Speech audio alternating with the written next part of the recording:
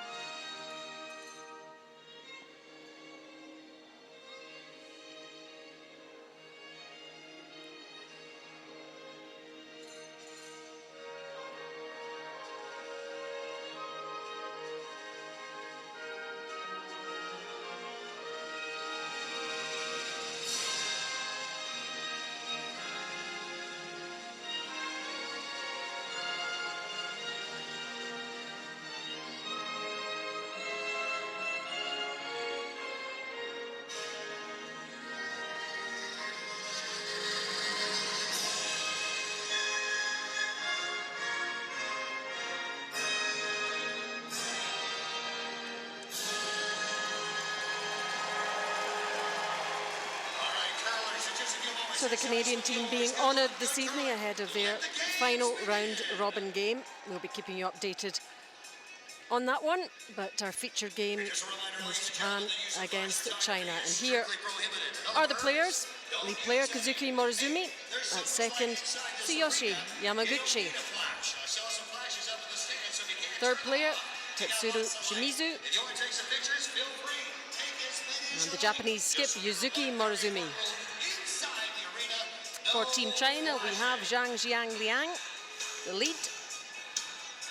At second, Ba Duxin.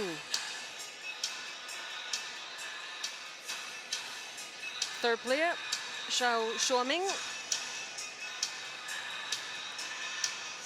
And the Chinese skip, Louis Ray. Those are the two lineups, and there's the standings. What an impressive performance by Canada, leading the way, unbeaten. And the other qualifiers, Sweden, Switzerland, and the United States. China and Japan just tucked in behind them there, as are Norway and Scotland, Italy, Germany, Netherlands, and Russia. Well, final chance for them to try and get a win here in this final round-robin game. Still lots to play for in terms of Olympic qualifications, so we will keep you updated with everything that goes on inside the Coliseum here. I'm Alison Walker, and alongside me, New Zealand Olympian Hans Faunlop. We'll be keeping you updated on those games, and there they are.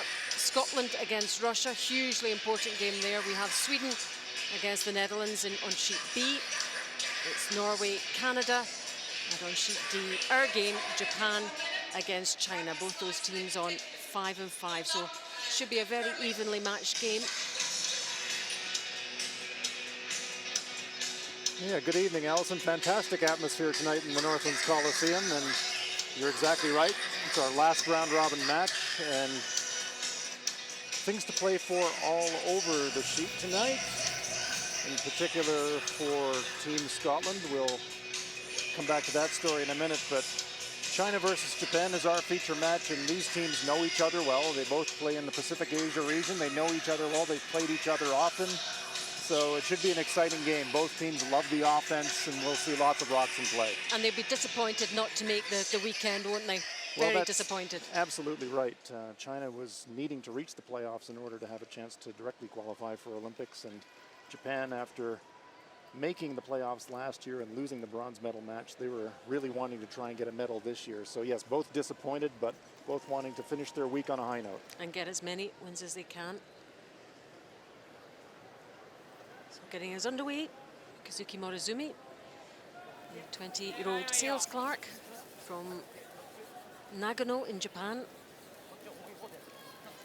This team finished 4th last time and have done their bit in terms of qualification for the Olympic Games.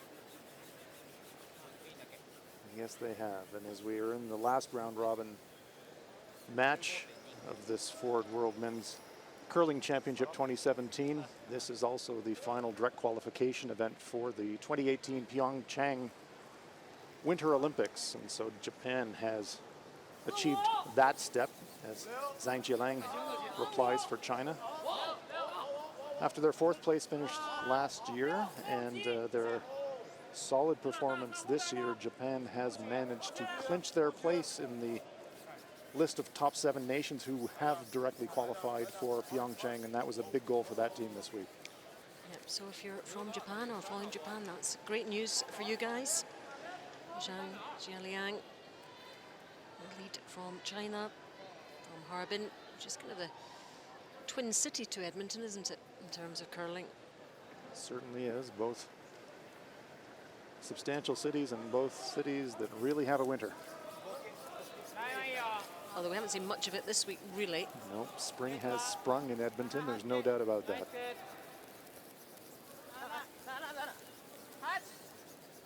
Zhang Stone went quite deep in the house, so a good chance here for Japan to use that center guard.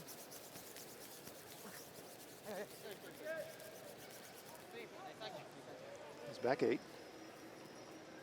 These two teams are huge rivals, played a lot of curling against each other over the years, know each other extremely well. Yes, this Chinese team, I want to say perennial Pacific Asia region champions. And that was another cause of some frustration for Team Morozumi, who had been runner-up 6 times at the Pacific Asia Championships. And finally this year in Wisong, Korea, finally cleared that hurdle and defeated Team China in the final to become Pacific Asia champions for the very first time for the Morozumi team. So they were pretty happy about that. But they certainly know this Chinese foursome of Leo Ray. And he's had an up and down week, Louis Ray. We've seen him play some fantastic games, and others just, it hasn't happened for him. It's really been Jekyll and Hyde for the Chinese this week. As you said, Allison, some days they look like they could beat anybody in the world, and then other days they look like they're just struggling to find their draw weight. So Tsuyoshi Yamaguchi now for Japan. Yep, he's a sports instructor, born in Hokkaido, lives in Karuizawa, in Nagano. 21 years curling, so they've been together a long time. They are a very experienced team now. Yes, they've grown up together, literally. They've learned the game together, and here they are on the biggest curling stage of all. And probably one of their biggest audiences as well. Great turnout this evening to watch this final draw here. City of Edmonton does an excellent job staging events, particularly winter sports. Really looking forward to the weekend, Hans, and this will be bursting. Absolutely, it will. With people, the atmosphere will be absolutely fantastic. Yeah, great energy in the building, I'm sure. Badushin for China. Oh, nice double clear there by Badushin. Rolls it away to the corner. China does have hammer here in the first, and that'll help them out. Badushin, known as the singer in the Chinese team. Okay. Interviewed him a few years ago, and he gave us a few notes, and he's not bad, actually. Okay. Okay, rules of play for the round robin, as it has been all week. 6 ends, minimum 38-minute thinking time, and the 1 60-second timeout, which we haven't actually seen too much of.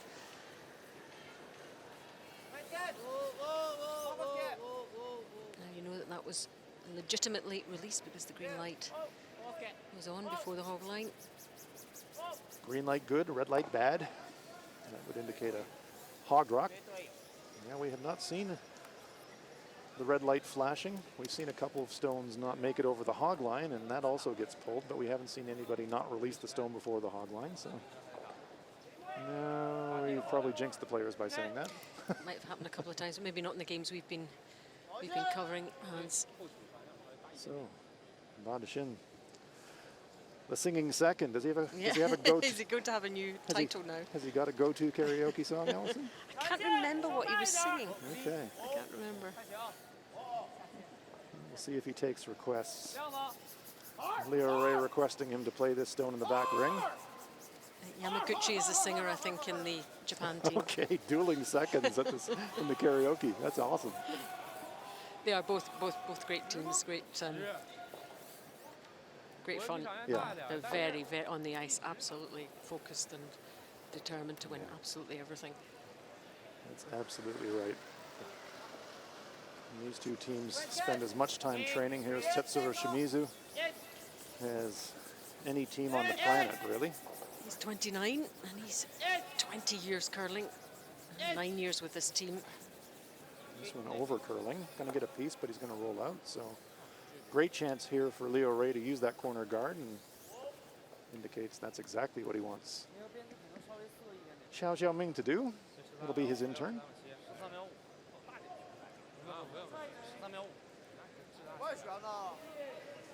Xiao saying, let's go high side, go on all the way around. This is interesting. Electing to play it far wide on the sheet. As one of my old curling coaches called it, this is the old 1948 draw. This is old school curling here, going wide around a corner guard. I don't quite know what the ice will be like down there either, so this could be interesting. Xiao Xiaoming is 53.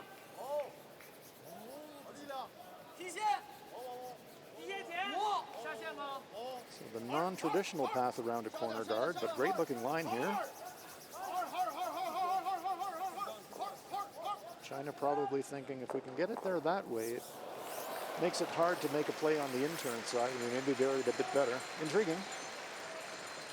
Morozumi immediately tipping his cap and asking Shimizu to rip this corner guard.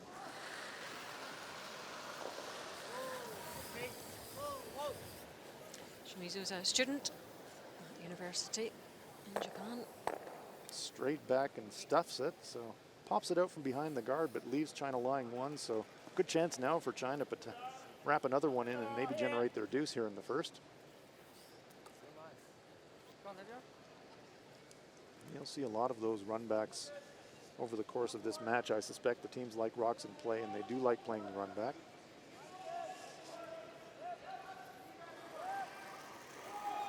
So same for Xiao Xiaoming. Play that same outside in come around.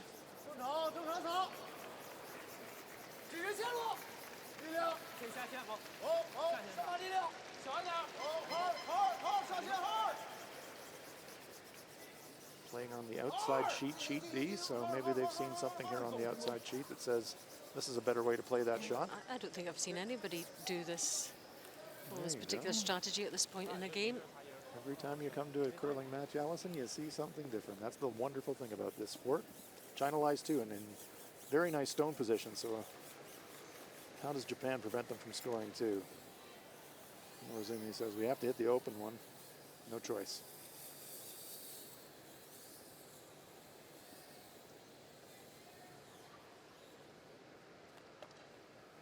Stone on the left of our screen in the 12-foot, perfectly buried behind that corner guard.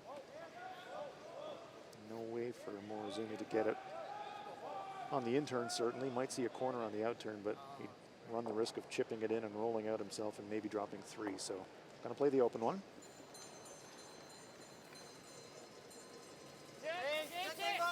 Quiet, control weight here.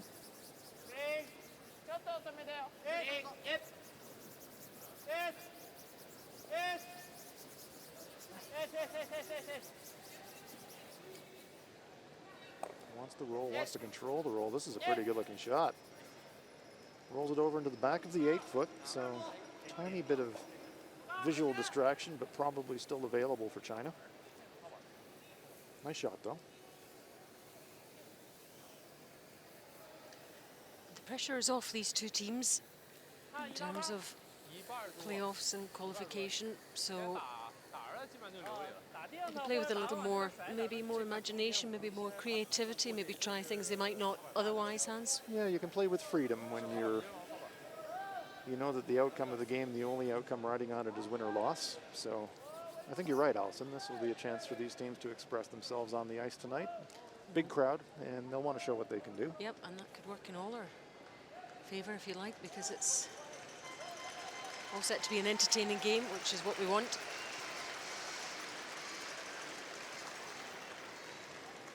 Chinese skip Leo Ray.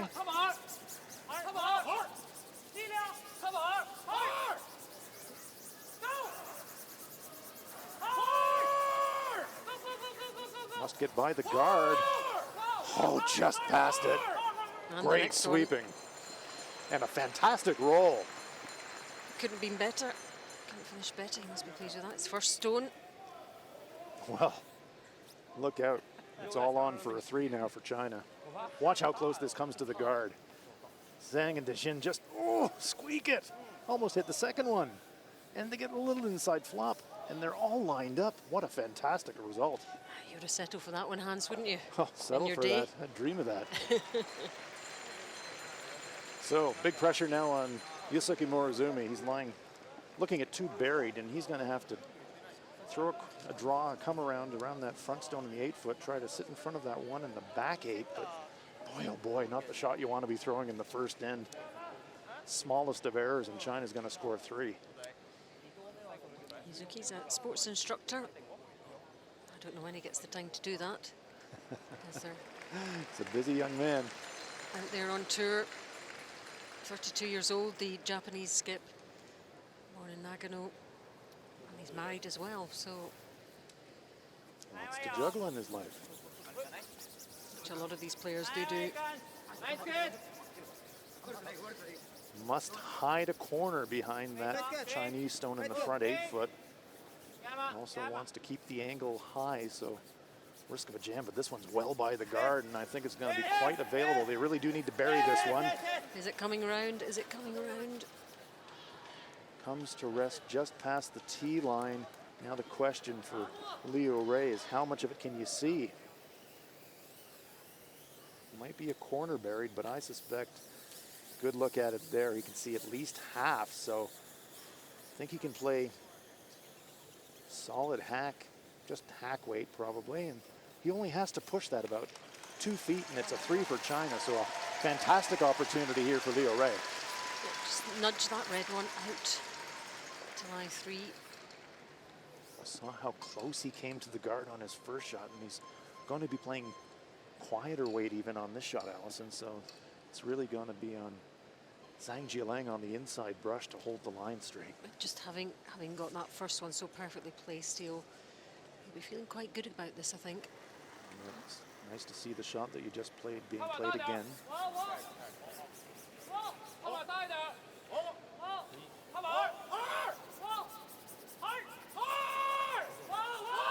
Oh, he's okay, he's okay. By the guard, and that is perfect. There we go, just the ticket, that was the plan.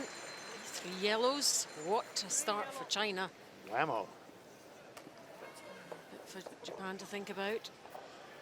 Glancing up at the big screen. These guys will be feeling good after that start. Best possible start for China.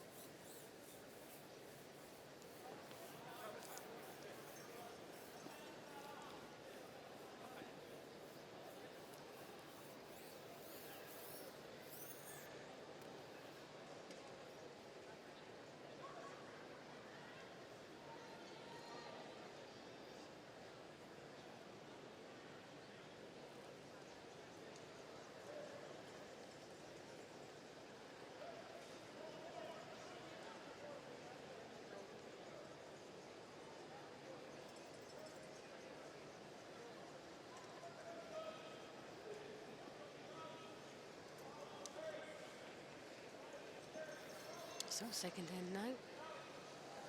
Packed crowd inside here, watching all the action, not just in our featured game. They can glance over at what's happening on the other sheets.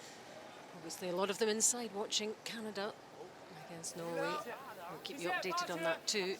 And that Scotland game against Russia. Also Sweden against the Netherlands. Well, what a start for China.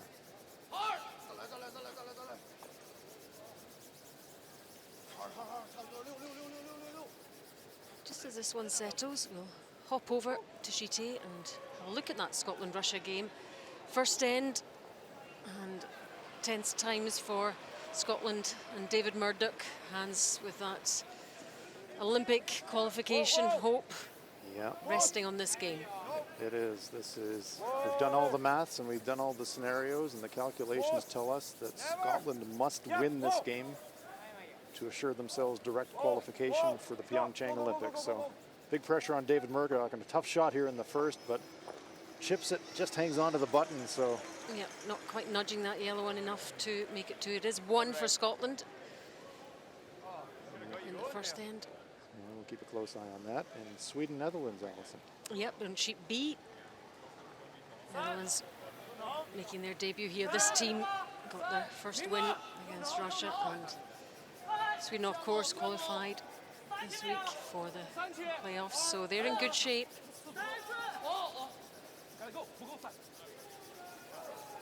Sweden have locked up They've got the one 2 in there seed already. So a good start for them too. You can see that all the red. 2 for Sweden after the first end, 2-0 up. And Norway, Canada.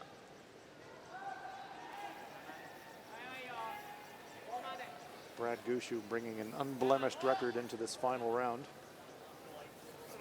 2006 Olympic gold medalist from Canada.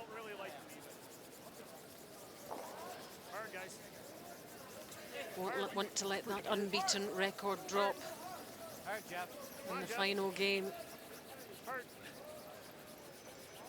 There's one red one in there already, that Norway one, but nicely done.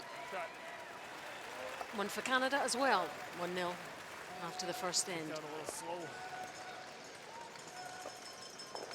All right, so we're all caught up. Back to our featured game between these two great Asian rivals, Japan and China.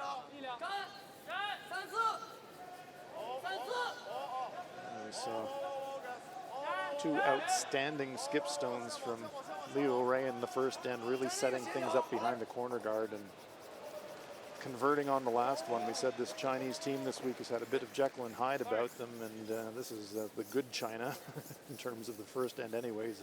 A big 3 on the board. I think that'll be very frustrating for coach Marcel Rock, knowing how this Chinese team can perform and absolutely the inconsistency of it. It is difficult to take in as an observer when you've actually seen the potential of your team and you know what they can do, and you search within yourself what can you do to bring that to the surface more often, because you know it's there. And you know it's there with this Japanese team as well. So let's see how they respond here with the hammer in the second. Yoshi Yamaguchi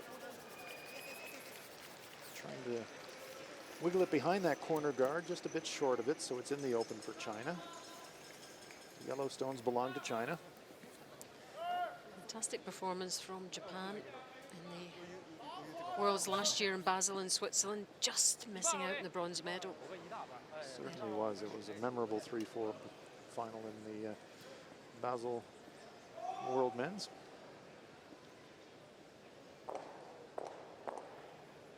You've got me thinking karaoke now. Every time I'm thinking Ba Shen going to throw the rock, I'm humming a song to myself, and he does have one of the sweetest deliveries in the field. He's a big basketball fan as well. Okay, oh, and look at that. Inside, pokes the Japanese stone into the 12, but importantly, he stuffs his own right behind that center guard, so great shot there for Babashin. Look at the action. Half of it on the inside, pokes the Japanese stone sideways, and Cozy's up right behind that center guard. Look at those 3 in a row there. Yeah, now Morozumi Good has stuff. to do something about it.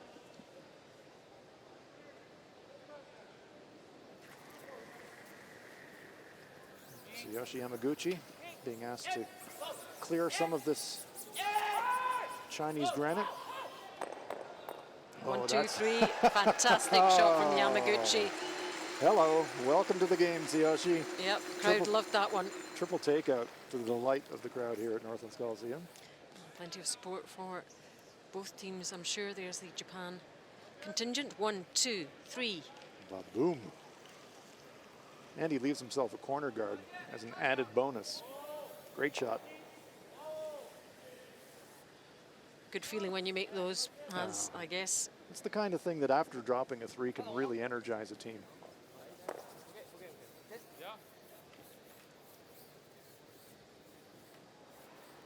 So let's see if Setsuo Shimizu can build on that shot from Tsuyoshi Yamaguchi and build something up for Team Japan here on end number 2.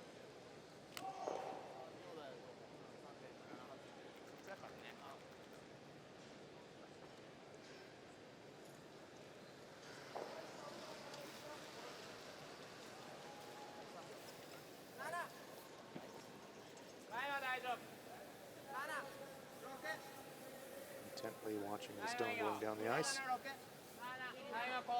Trying to tuck around those corner guards. They are kind of stacked now. There's 2 of them over there.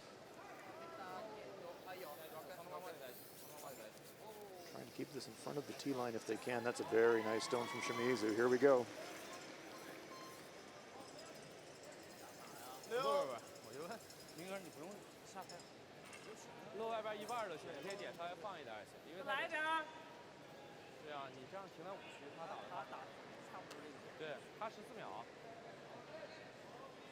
Liu electing to follow that one down. Xiao Xiaoming. He'll try to match that shot from Shimizu. Same deal as the first end, though. Fractional error here and a chance for the Japanese to build up a 2 or a 3.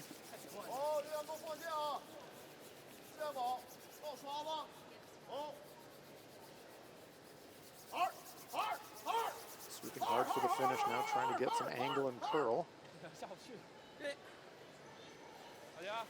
There's the Japanese bench watching on. And their coach. She's been with them a long, long time, Hatomi. Hitomi Nagaoka, longtime coach of Team Japan, along with national coach J.D. Lind on the bench tonight. A little bit of a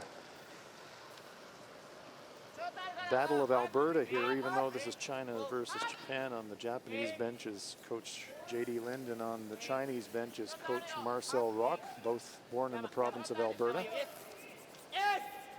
Calgary versus Edmonton. Oh, very nice shot there Beautiful. from Shimizu. And there is Marcel Rock.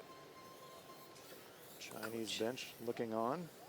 Marcel was honored along with the other members of the Randy Furby foursome.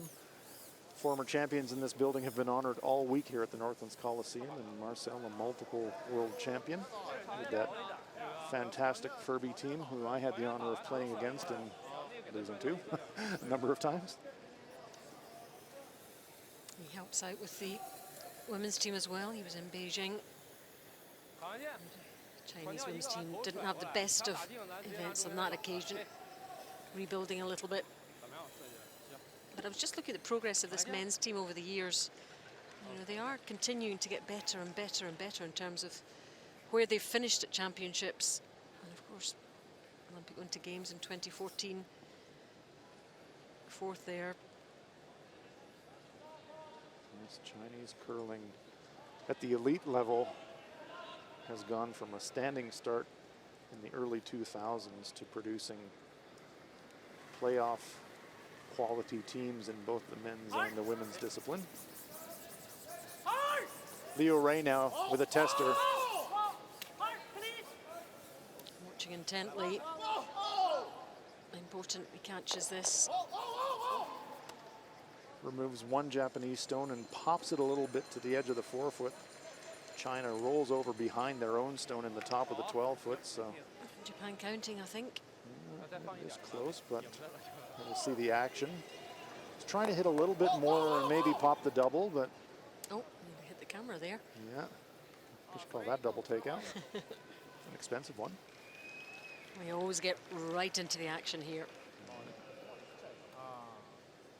So decision now for Morozumi. Do you try and lock up a pair, or do you try to make a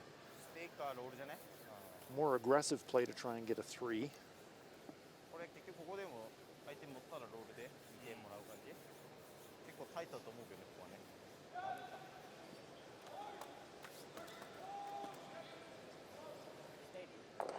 And even though this is a bit more of a conservative choice, it's actually, I think, a good choice after dropping a 3. Sensible. If you were really, really brave, you could throw another one around that corner guard and sit second and third shot and hope that Leo Ray leaves you some kind of a double takeout to get a 3, but also would bring the risk of a steal into play, and then you're down 4. So Yusuke Morozumi electing the double takeout here.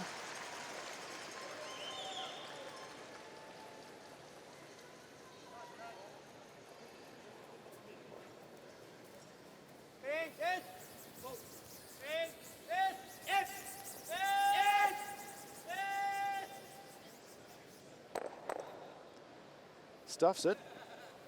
So Japan is lying first and third shot, but definitely not what Morozumi was looking for there. He wanted to remove both the Chinese stones. Not bad, though. Was there a bit of an interesting sweeping action there from behind? He was with his legs from behind the stone. Kosuke Morozumi, boy, it takes incredible balance to sweep the way that Kosuke does. He looks quite awkward. Well, it's very awkward. He does it because he's trying to apply the so-called directional sweeping mechanics of sweeping more north-south, and now we'll take a look at it.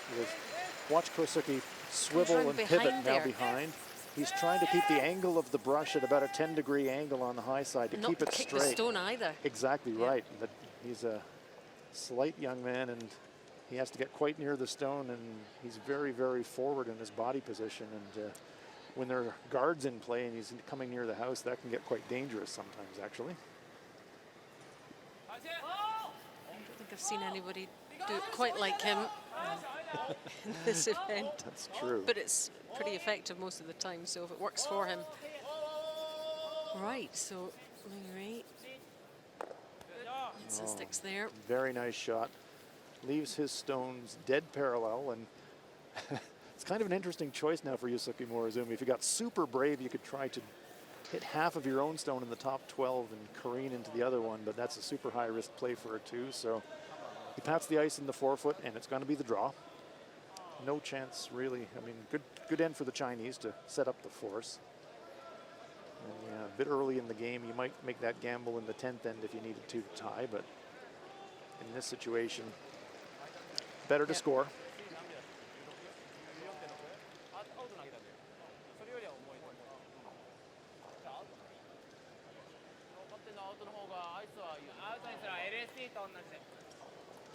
Okay, after some discussion, they're deciding we got a bit more room on the outturn side. We can see that red stone on the center line in the 12-foot. Cutting off a bit of the 4. This does bring that outside corner guard into play, though. If he's a little bit wide, he's going to have to navigate past that. So, well, let's see what we get.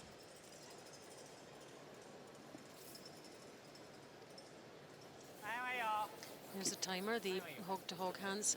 Yep, the ice has been getting quicker through the week as the ice settles in. We'd be looking for something in about the 14.6, 14.7 range here to be at the tee line. 14.3, so that's not going to be far away. Safely by that center guard, and now it has to come to rest. This one's sliding. There it is, it's going on a bit and on and on. Oh my goodness. And on. A steal of 2 for China as Morozumi's draw slides deep. They had to sweep it past the guard, and that extra sweeping carried it deep, and net result disastrous for the Japanese, but a huge steal of 2 for China. Yeah, they dropped 2, and what a start in the first couple of ends for Team China. After 2, Japan 0, China 5.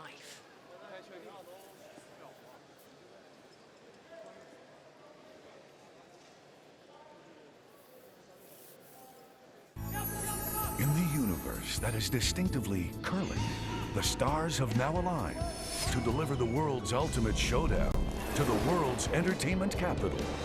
Whether you're a storied veteran of events past or a future superfan anxious to attend your first, this is the one. The 2018 World Men's in Las Vegas with our most popular package, the 9-day, 10-night hit and stay for 2 people for just $20.29. Las Vegas rocks.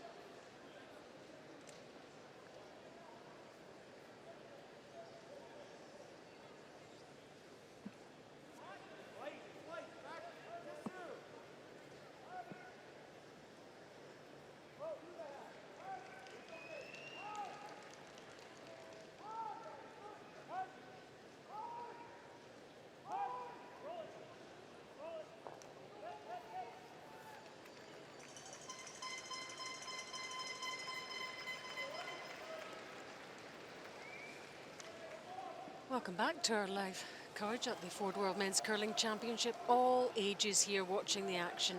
What wonderful hats they've worn. Do you think they're twins? Boy, those will be great pictures for the 21st birthday party, won't they? Yeah, they will kill their mum and dad for those pictures. But good to see families here, all ages, mums and dads, grannies and granddads, enjoying the action here inside the Northlands Coliseum.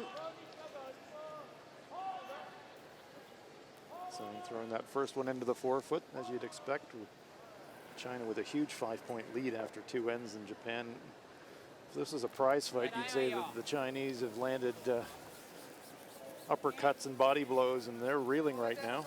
It's almost as if they know that it's not that it doesn't matter, but you know, it doesn't really mean anything whoever wins in terms of the competition anymore. It's funny how that psychologically can impact on you, even though you're aware that it shouldn't. Yeah, it's interesting, and we mentioned the Olympics, and I know this Morozumi team, they would have stated their goal this week was to make the playoffs and to improve on their result last year, but you know, I also know how the fire within them has been burning just to be at the Olympics. And even though their stated goal, if you were to interview them publicly saying we want to be in the playoffs, we want a medal, my belief is in their hearts. Their mission for the week was achieved once they had the sense that they qualified Japan into the Olympics. So perhaps after that, they've mentally let down a bit. And the last couple of rounds, frankly, they're leaking oil and they're staggering to the finish line as opposed to finishing strong. They would be the first men's team really since Japan hosted the Olympics, so it's a big deal for It's a huge Japan. deal. It's an absolutely huge deal. Japan was the host nation in 1998, and one of the Japanese commentators here this week, actually, for Japanese television, Makoto Saruga, skipped Team Japan in that 1998 Nagano Games, but Japan's men's team has never qualified since. Japan really wants to be there. Lots going on here, though, with implications for the Olympics, and here's the first one. Especially this one, Scotland-Russia. Scotland have to win to make sure of that guaranteed place. 1-0 up after the first end. Russia have had a really traumatic week here in Edmonton. Nothing has gone their way.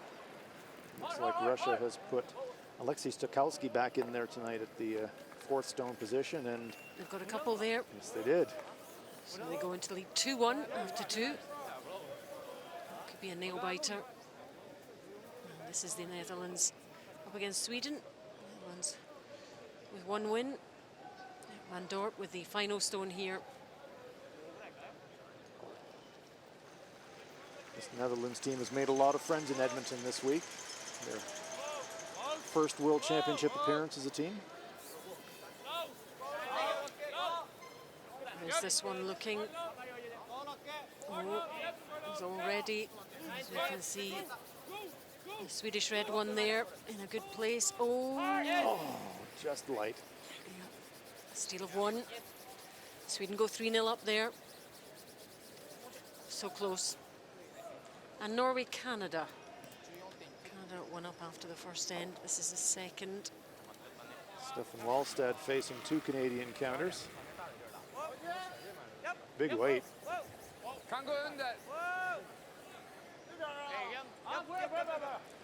Ba, boom. Oh, and well executed by him. Nice stuff from the Norwegian skip. And he levels things up after 2. Speaking of ba, Here he is.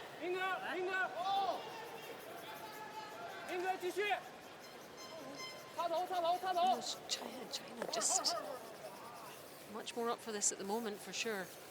center guards there, and 2 Chinese stones in the forefoot.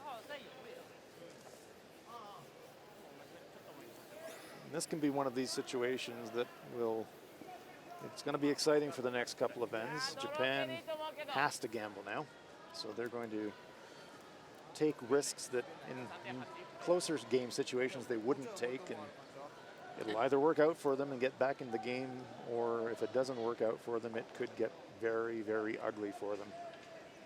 They do have the hammer here, though, and some guards in play, so they will take some risks. They want to try and generate a 2 at least, and maybe a 3.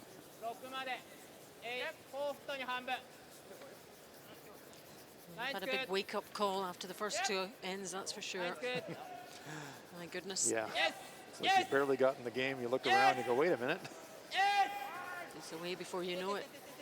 Oh, great sweeping just lovely. past the cars, but comes up into the full 8 foot.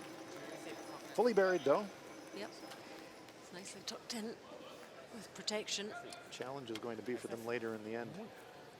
Very difficult for them to promote their own stones. Watch how close this stone comes to the guard as the sweepers take it past.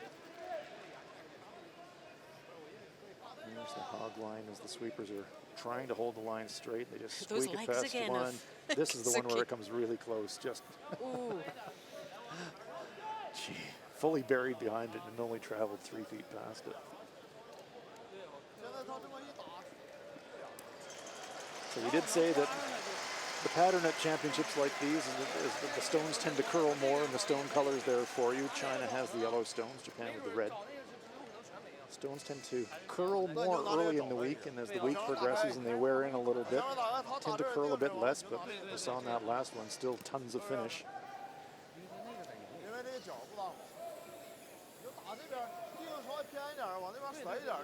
Japan with the hammer. Really quite animated there, talking about the positioning. China know the advantage that they've got, and they know that they don't want to let this Morozumi team get some momentum and get back in the game. They want to really just go for the throat right now, as if they can. It's hit while the iron's hot. Everything's going their way, and the momentum, don't let them back in. Xiaoming. And look out, here we go. Moves 2 stones anyways. So China obviously are content to try and force Japan to take a single point. There's Xiao saying, could have got 2. No guards in play on the center line, no, so that's job done for Xiao Xiaoming. Shimizu now.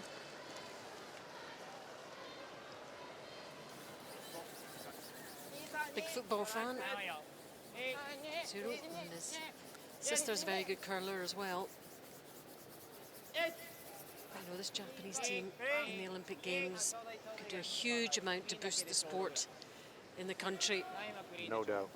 The Japanese women's teams, of course, have featured at Olympic Games and have garnered a huge following in Japan.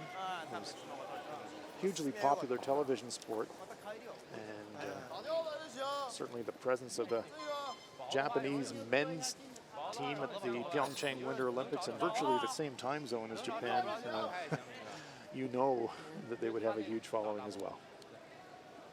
Viewing figures will go through the roof.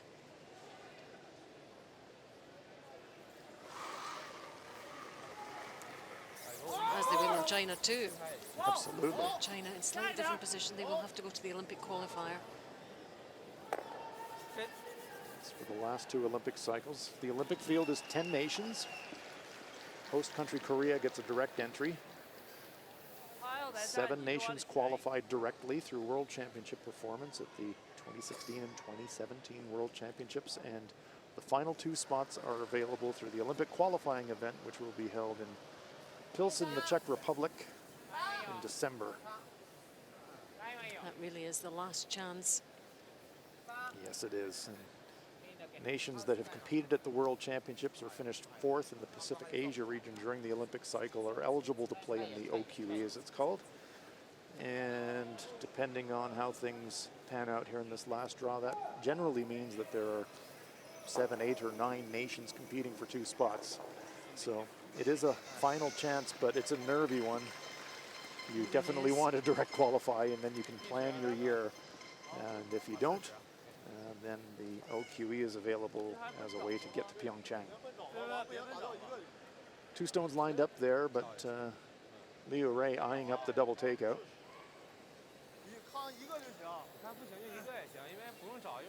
The way he's been playing, very confident about making that. So we've seen a fair amount of Team China this week, and Liu Ray is pretty deadly on his draws, but he's been a bit wayward on his hits from time to time, so here's a test for him.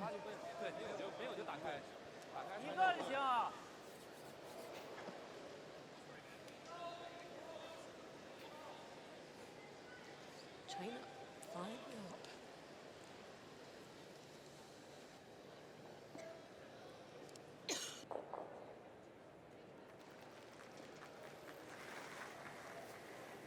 Wants to go just across nose, drive the stone in the 8-foot through the hole.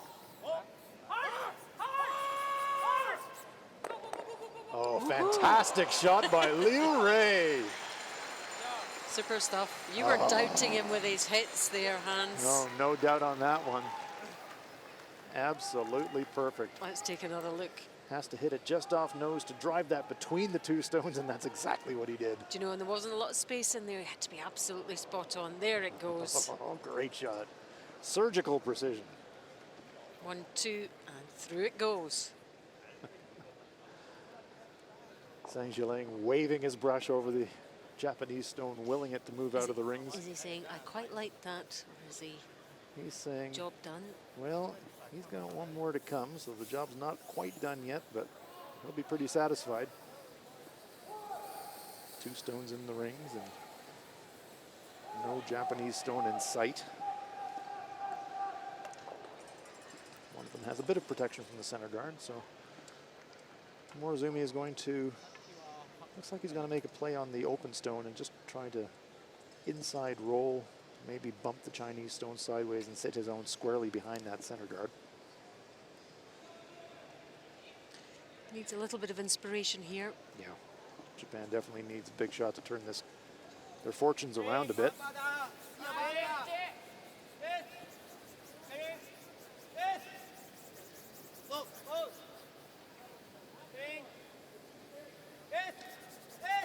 The roll is crucial. Oh, there we go. Great roll, but not shot rock. So be an interesting choice now for China. Do you guard your own? What would you do, Hans?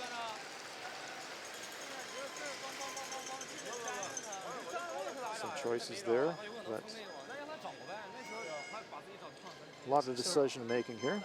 Big discussion about this particular shot, so we'll hop over to that very, very, very important game, Scotland against Russia, live and happening on sheet 8. Okay. Russia 2-1 up, third end. Remember, Scotland have to win this to guarantee that Olympic spot. A bit difficult to tell from that angle who's got shot rock, but I think it's the Russians, so this is a draw, I think, to save 1. He's going to need a piece of the button. Could be a draw for 2, though, but we'll just have to have a close look at the angles at the end of the shot. There's a couple in there already. Which one is Sweepers counting? are really working it. They do need full forefoot. Weight looks good. Think they're okay? Yeah, nice shot there from Murdoch. Is that 1 or 2? We'll update you as soon as the players confirm it for us. Looked like a one finger in the air there by Greg Drummond, but Yep. we'll just wait for the officials to confirm. Yep, Yep, it is a score of 2-2. 1. So still nervy stuff out there, I'm sure. A clutch shot there for David Murdoch. And after the discussion and deliberation, it is the guard. And Allison, you asked me what shot I would have played, and that probably would have been my choice as well. He's listening to you. Channeling my thoughts to Leo. I know you're a big fan of this Chinese team, and they were playing so well at the start and falling away a little bit. Just a bit of a mystery. When they got on a roll, they are something to see. Because of the nature of their release, they play a really soft release. Their stones curl a lot. They're great sweepers, and they can get their stones into places that other teams can't as a result, especially when they're playing come-arounds and freezes. So they're really exciting to watch once they get on a roll, and they're on a bit of a roll tonight. And looking very decisive. The communication's good. Seem to know exactly what they're about. Japan just seem a little bit.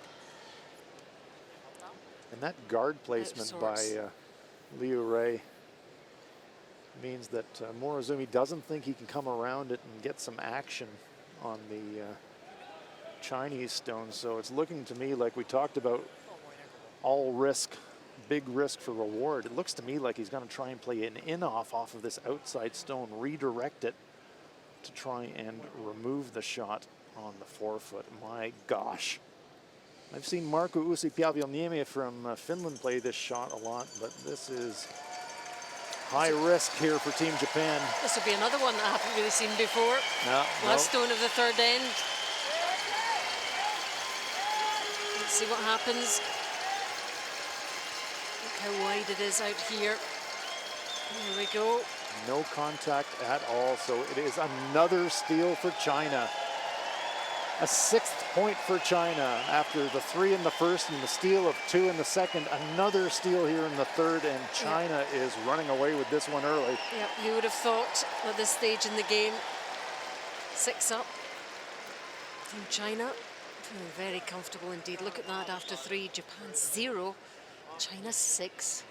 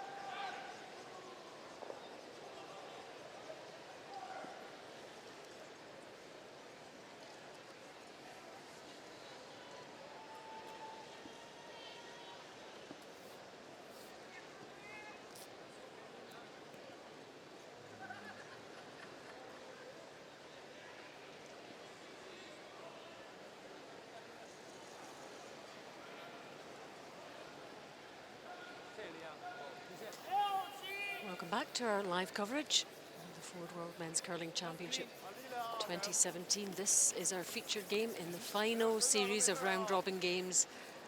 And it's Japan against China.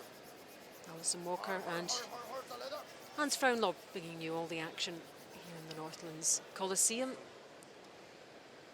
And my goodness, we didn't expect it to be that kind of scoreline at this stage in the game, did we, Hans? No, we certainly didn't. Beforehand. I used the prize fight analogy in the last end. You know, Japan was reeling from the uppercuts and the left hooks, and Kosuke Morozumi at 86 for the tournament. But right now, after that second consecutive steal by Team China. It's like Japan's gone to the canvas, down 6. And frankly, I think took an unnecessary risk there on that final shot of Morozumi's there in the third end. Had a very difficult but makeable draw to try and score one, but tried to play a really long in-off to try and score 2. In his rationale, thinking, if we don't score 2, we can't win this game. So he really gambled it all, blew it right by the in-off target rock, and net result, China 6, Japan 0. It would have been wonderful to see that shot come off.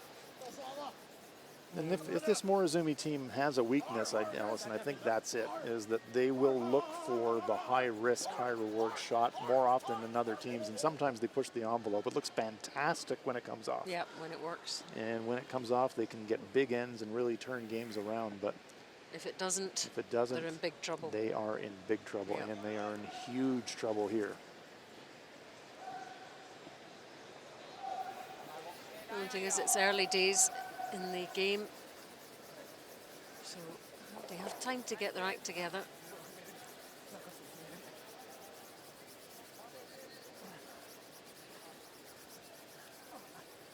So they're getting the guard up here.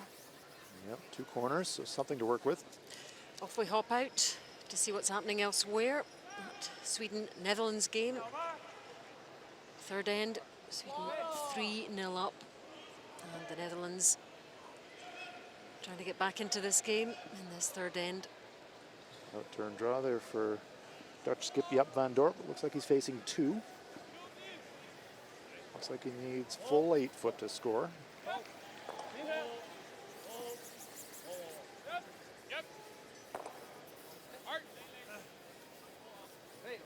Still get past that other yellow, which it does, and settles nicely. There we go. Nice shot Secured a from point. the Dutch there. 3-1 after 3 to Sweden. Another Norway, update. Canada, yep. That's Yellowstones belong 1-1. to Canada. And there's a draw on its way for Brad Gushu. This Canadian team has been scoring points in bunches, and looks like another bunch coming up here, Allison. Yep, there's a few other yellows already in there. This is going to add to the collection, I think. Let's take a look. All will be revealed. 1 Norway, solitary red there. 1, 2, 3, and 4. Cha-ching. There we go. How many 4s and 5s have they had this week? 5-1 up against Norway after 3, and looking good to maintain that unbeaten record here in Edmonton. So the defensive program fully engaged for Team China, clearing corner guards, and they've got their own 2 stones stacked perfectly on the center line in the house. And the key for them is remaining concentrated. I mean, when you're 6-0 up, it's still a long, long way to go. And now for China, you totally have the luxury of playing the scoreboard. You're 6 up, so you can trade deuces for 1s the rest of the way and still win the game. So they'll just be content to let Japan score 1. They'll take no risks. Yamaguchi, 82%. An okay week at the second position. Not at the top, but solid. Trying to use that corner guard now, and half a round at least. Good weight. But Liu Ray will immediately run up to that corner guard and ask Xiao Xiaomin to try and peel it off.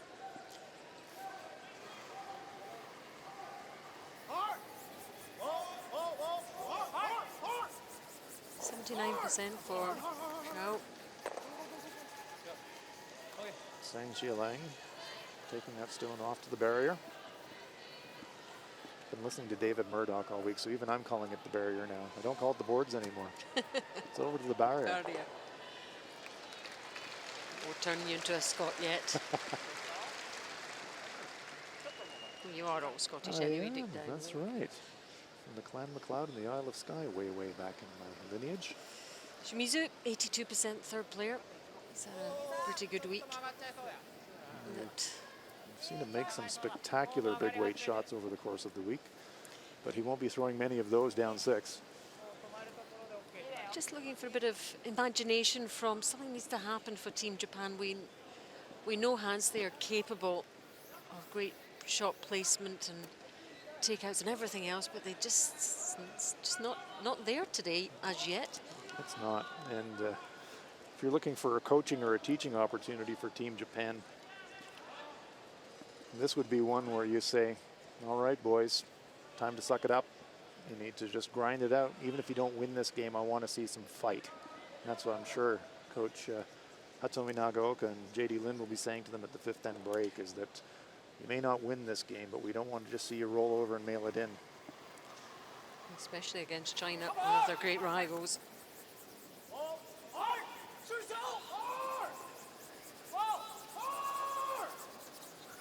Trying to play the shot in the rings, but they're going to be awfully close to that guard. Just by it, great brushing. Another close one. Team China on fire tonight. Yeah, look at those 3 yellows there for China. Enjoyed that one. Yes, he said, I know it was close. I didn't know whether you would get it, but you did with your great sweeping. That's right. Well, I'll carry your bag tonight, guys. Thanks for the brushing. And big problems again for Yusuke Morozumi. We're seeing it in every end, aren't we? It can be demoralizing when you're at the skip position and you know you have to gamble to get back in the game, and you're looking down and you're looking for options and there's nothing good. But one shot can just change things. We've seen it all week. Shimizu now trying to reposition. Double takeout, probably not realistic, but he's interested in the roll underneath that one on the wing if you can get it there.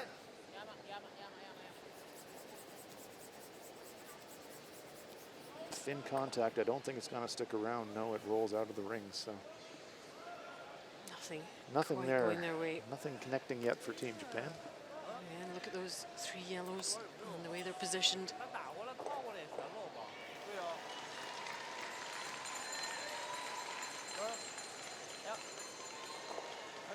We talked about the importance of psychology. Coach Marcel Rock has worked really hard with this Chinese men's team, and although they're not going to directly qualify for the Olympics, they will be headed to the Olympic qualifying event. And so for them, this is going to be psychologically important. If China can defeat Japan here in this match, go into the OQE knowing that you've beaten one of the teams in the Olympic field beforehand, and then go into that OQE and take that confidence with you, even though that's some months away. That's really important. Yep. And you would really fancy China in that qualification event on this display for sure. This is the good China. We've talked about the good China and the bad China this week, and this is very much the good China type. Proud to showcase.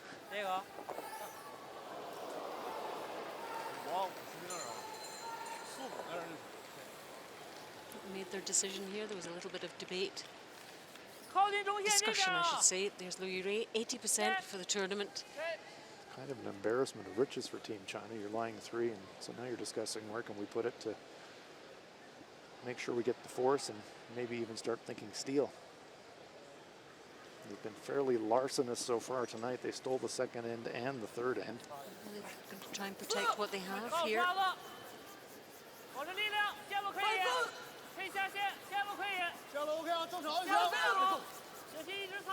Sang and Ba on the brushes. Oh, look how hard they're working, Hans. They're Great just brushes. Maximum effort from the front end sweepers, dragging it into the 12-foot. heavy breathing after that. And they sit it right in front of their stone, so payoff for all that sweeping effort for Team China. They're lying 4. Now the problem is for Morozumi, if you play that stone that Liu Ray just threw, even if you make the double takeout, you're only 3rd shot, so it doesn't really help you. Looking at playing crosshouse double on that stone in the wings. Talking about drawing to the stone in the button, but if you draw to the stone in the button, you have to move it to be shot. So once again, a whole bunch of options here for Team Japan, but none of them looking really attractive. Looking by the brush placement, it does look like he's going to be making a play at the shot block on the button. So one of 2 things, he'll either try to corner freeze it as a setup shot, or he'll try to bump it back a foot. One of those things that you can play either shot and then sweep for the bump if you've got great line. 76% Mizuki for the tournament. We've had some really good games, and some not so good ones as well. We'll get a split. Remember on his draw earlier in the game, we had a split time of about 14.3, and that went back 8 foot. So he's going to be looking for something in the 14 plus range, depending whether he wants to bump or not. Sweepers think it needs the weight. They're all over it. Oh my, 15-2. This isn't heavy by any means, so it's a freeze if that, but it's coming up light. I think it's even going to be short of the rings, and it is. Oh my goodness. Look at those 4 yellows. Not really. A red one. So now China line 4. Japan's got the hammer, and you can see the body language of the Japanese. They are demoralized.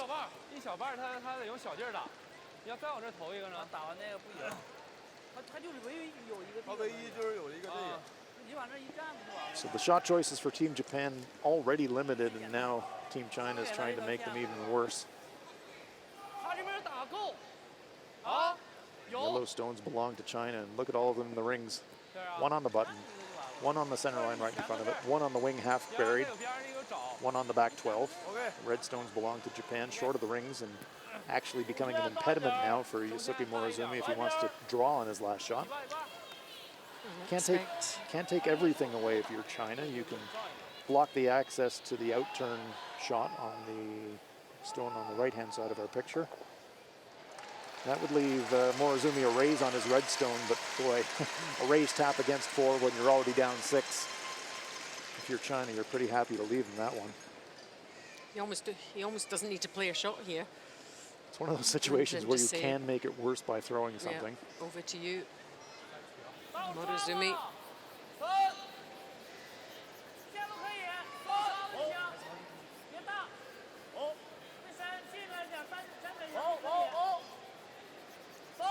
Just going to try and plug that gap there, is he? Yeah, nice looking weight, so it's going to be short of the rings, and that's fine. They don't want it really anywhere near the rings. So they do block the path to that stone, so there's no jump shot off the Chinese stone anymore for Yusuke Morozumi, and well. My goodness, if you're a curler out there watching, what would you do here if you were Morozumi? You breathe very, very deeply. I think this is the only shot he's got. Just a down weight tap. He has to be just off nose. Has to just squeak it past the stone on the 12-foot on the center line. That really would be the great escape, I think. Yeah, that's all he's got. He's done a good job as Louis Ray. Sure has. He's been stellar tonight. As have his teammates. They've had a really solid game, getting some stones in great places. So the contact point of this one, that red stone short of the rings is the target rock. They're going to just hit it just off nose, push it back towards that stone on the button. He's got to be confident, but the way things have been going, it will be at the back of his mind, the way his other shots have gone so far in previous ends. Let's see what happens here. No margin for error. Angle raise against 4. Watching intently. It has already over curled, so the nightmare continues for Team Japan. It really does. It's not going to be 4. But it is a steal of 1 for China, so yet another steal for China. That one wasn't even close. Leary watching on there. Let's see his reaction too. Sweepers just, oh goodness me. Nothing going their way. Not at all. And on to the next end.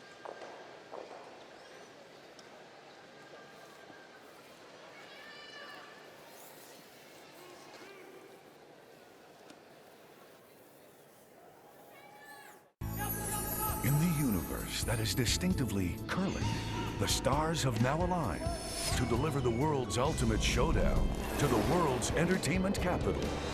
Whether you're a storied veteran of events past or a future superfan anxious to attend your first, this is the one. The 2018 World Men's in Las Vegas with our most popular package, the 9-day, 10-night hit and stay for 2 people for just $20.29. Las Vegas rocks.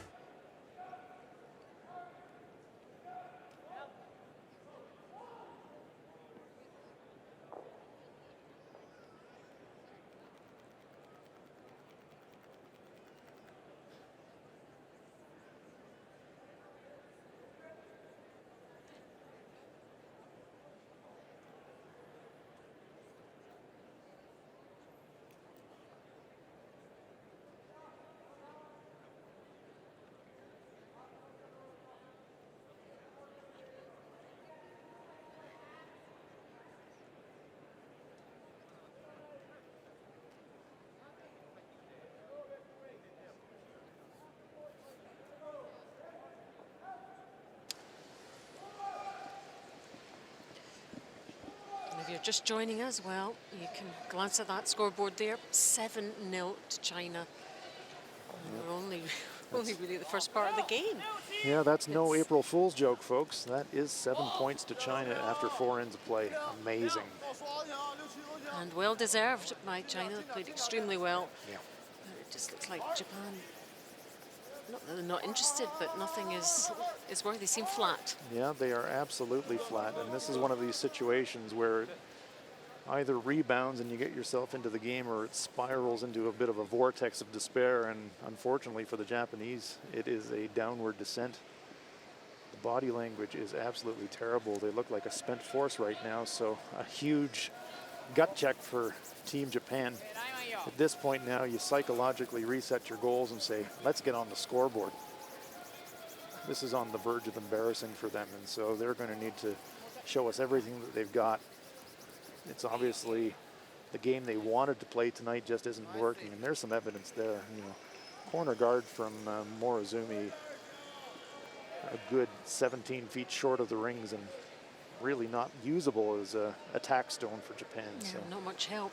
They can just get a couple here, get into the break, have a chat with the team, get some refreshment and energy going, and get back out, and reset those targets. It's imperative that Japan scores in this end, even one, so they can get to that 5th end break and regroup, because right now they are in real danger of just implosion, really, which would be a shame because they played so well this week. Do you know, it's so uncharacteristic to see them playing like this. Got to find something to re-energize themselves. And getting a good placement here for Kazuki would help.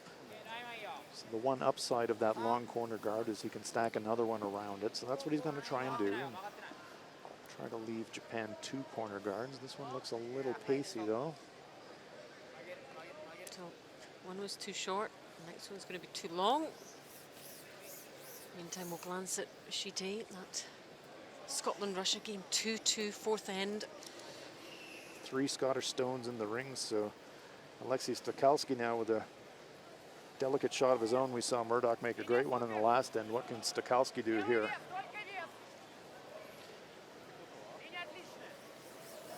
Stokalski started the week at the 4th stone position.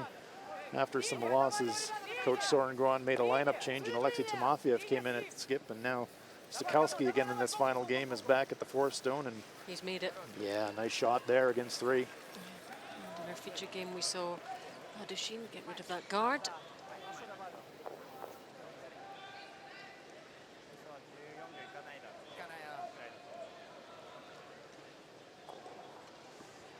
Tsuyoshi Yamaguchi. So it will be important for the Japanese to leave Edmonton with a good feeling, and you know, after that thrill of knowing that Japan's qualified for the Olympics, you don't want your final round robin game after a hard week, 11 round robin games, to be the kind of defeat that you'd look back over the entire Northern Hemisphere summer and kind of think about. So they'll want to try and take some positives out of this match, even if they don't win it. There's all the action for you in the Northlands Coliseum. Good crowd in this evening. Watching this final group of round-robin matches. It's been a fantastic week so far. I've seen some great play from all these teams. Yep, more to come too, of course. The playoffs coming up on the weekend, and I'm sure Northlands Coliseum will be absolutely jumping. Home team Canada qualifying first.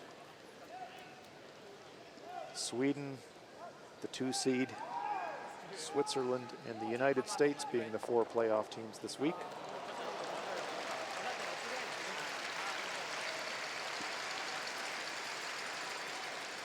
So weekend play figures to be very exciting indeed. Yeah, we're really looking forward to that, and hopefully you'll be back with us watching and listening.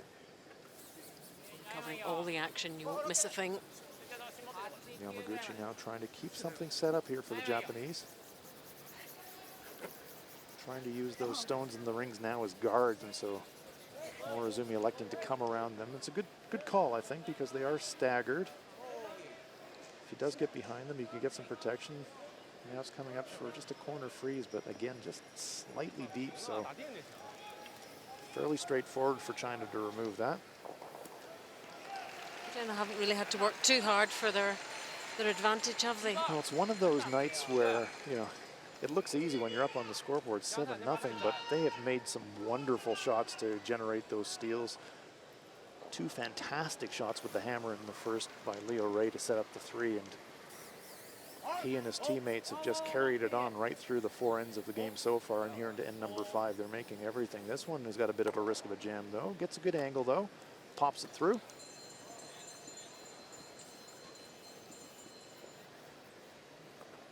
The Yellowstone belongs to China, sitting on the forefoot. Catches it on the outside, and the drag effect action takes that Red Rock forward instead of onto the Chinese shot.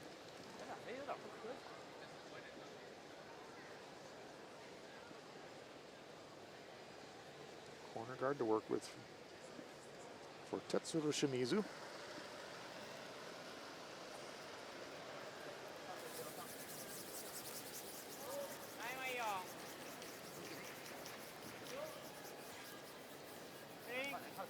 The Olympics. The teams so far, by our calculations, that we know for certain have directly qualified for the Olympics are Canada, the United States, Japan, Sweden, and Switzerland.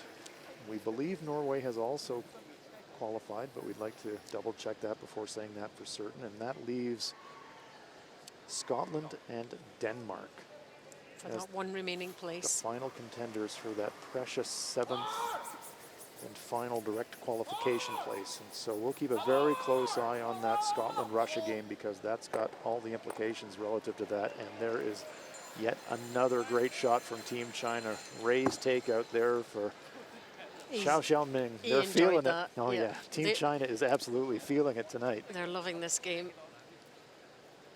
Perfect contact. 1, 2, away they go. Wow.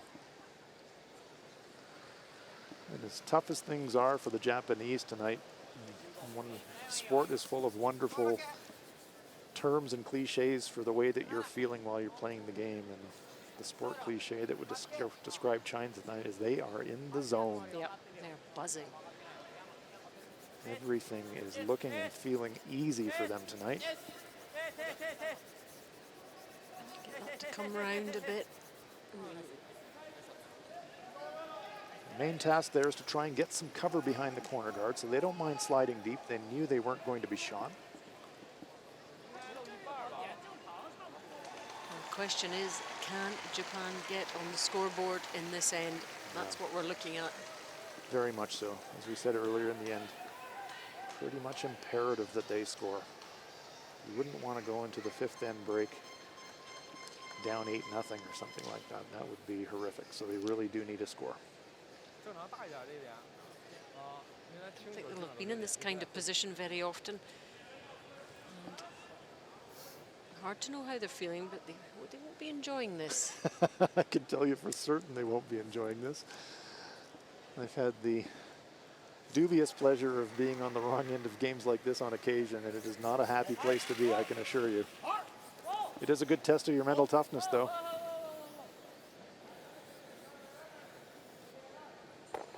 As expected, away that one goes, because China are just not missing anything. Yeah, they are having top to bottom an outstanding game tonight.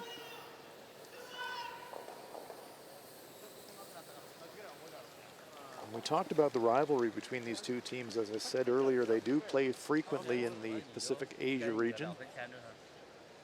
And it's kind of funny how, you know, throw away the form charts and you just, certain teams where you play them and for whatever reason you just can't beat them. Even if on form you're thrashing everybody else, you just can't get past a certain team. And we mentioned Morizumi's team were runner-ups to this Chinese team 6 times at the Pacific Asia Championships. And that starts to whirl away at the back of your brain, and you start to think, man, can we ever beat these guys? But it's weird in sport because you get that in all sorts of sports, that you have what we call a bogey team. Indeed. That you just, no matter whether you're the form team or you're better, you're higher ranked, Exactly. you always have problems against that team. Exactly.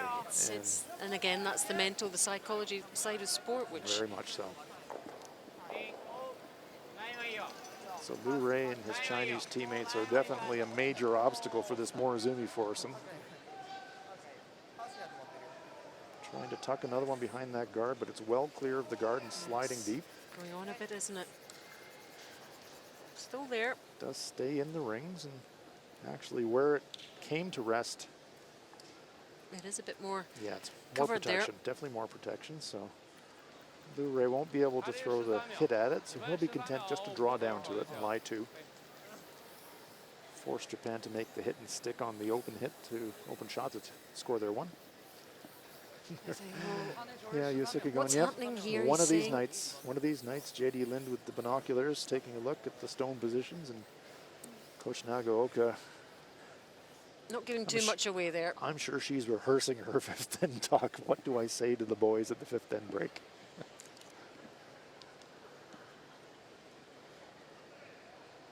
Yeah, they'll be desperate to get in there, try and get something on the scoreboard and get into that break and regroup. Liu Rei. Coach Marcel Rock isn't going to have to say much to Team China at the fifth end break other than keep going. More of the same, guys.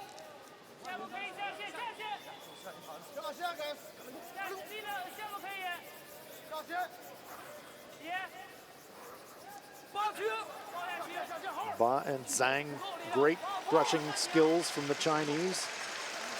They are past the guard. Now they're sweeping for curl. They're going to try and bury. Try and not set up the double, but I think they have. I think they've left Morozumi a double here, so tiny glimmer here for Team Japan. These are the kinds of shots that Yusuke Morozumi absolutely loves, so if there's any chance in the game for the Japanese to get a spark, it's right here. But how's his confidence level? Well, we talked about the mental toughness in the test, and this is a big test here for Yusuke. And this is one of his go-to shots, the up weight double takeout. He loves throwing these, and he needs to tell himself as he's climbing in the hack, Yeah, this is my shot. I can make this. The Yuzuki of previous games would absolutely have got this one sorted, but we don't quite know how he's feeling in this game. Important stone. More from a mental side than anything else.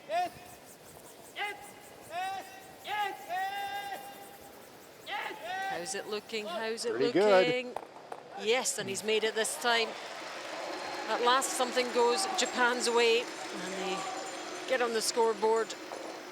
Phew, he says. I bet he's quite relieved actually inside. And that's more like it, say his teammates. 1, 2, away it goes. 2 reds counting. Perfect contact. Bread and butter shot for Yusuke Morozumi. Big weight double takeout. There's a smile. At last. Could this be the energy they need after 5? And into the break, Japan 2, China 7.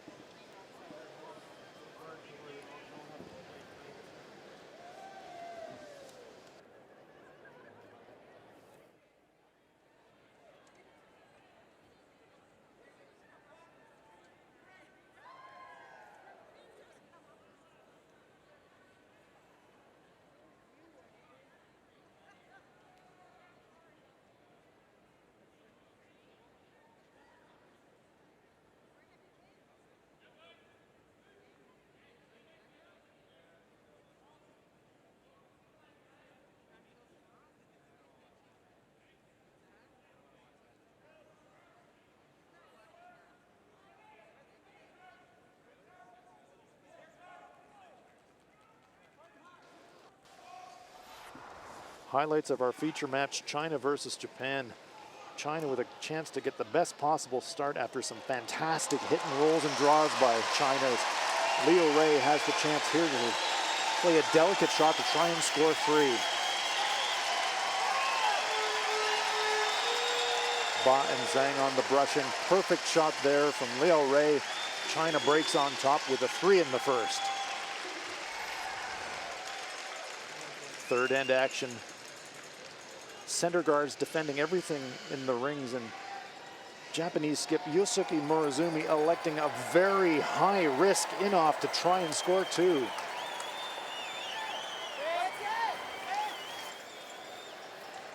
But it goes by the target rock, and it is another steal for China.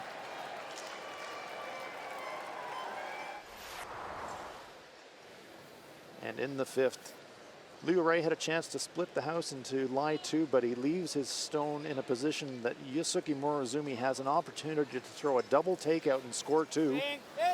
Desperately needed by the Japanese. And Skip Morozumi executes it perfectly. It's a deuce for Japan.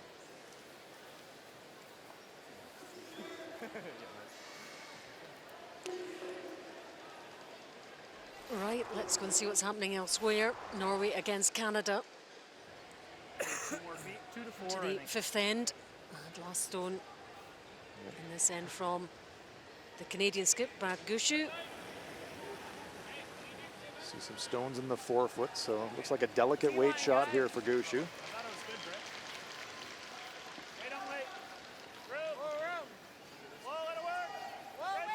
Gallant and Walker on the brush.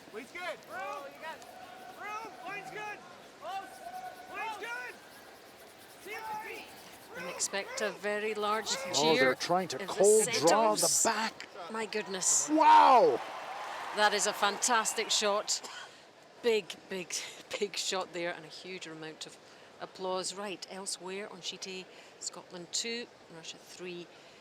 Sweden are leading the Netherlands 3-1 in the 6th. And you've just seen on sheet C, it's now Norway 2, Canada 7. What an amazing draw there by Brad Gushu. Had to draw the back of the button around guards. What an incredible shot.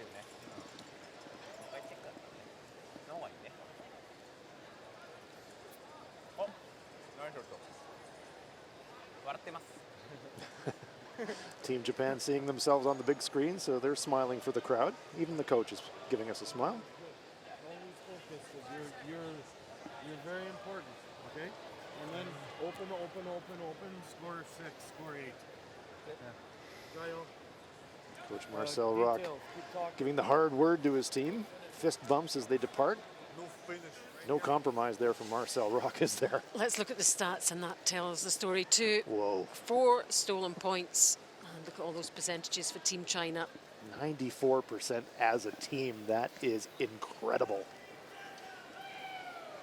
Huge statistical advantage for the Chinese, and that is absolutely reflected on the scoreboard. That is some shooting right there, folks. Yeah, they'll look back at this game, whatever happens, and think, look Yeah. what we did there. If we could have had 11 of those, we'd probably be lifting that. Neither of these teams evolved in the final stages.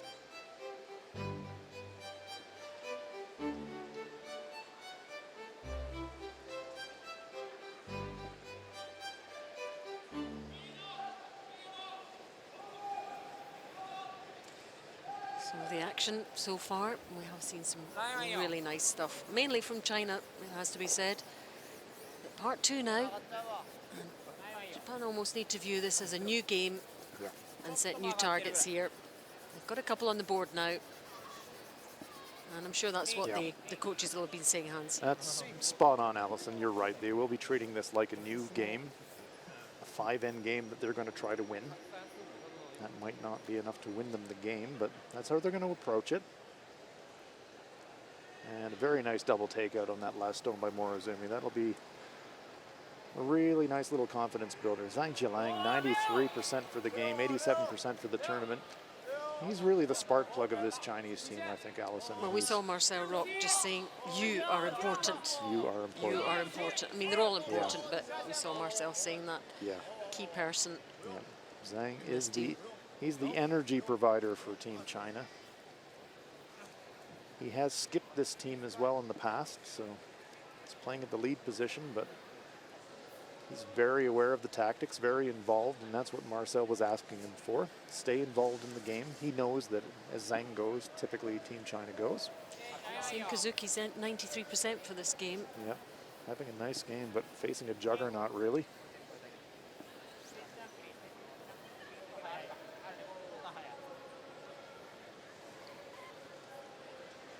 So Japan stacking the center guards as you'd expect without last rock. So again, this is one of these situations where you're doing something, you know you have to do it, and you know there's risk. China's got the hammer now.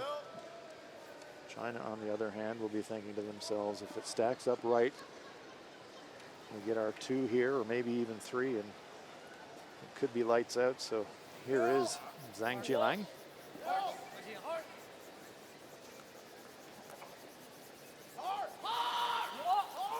Super intense on the ice. Very nice guy, but boy, when he's on the sheet of curling ice, he is intensity personified. Doesn't give too much away, even when his shots go well.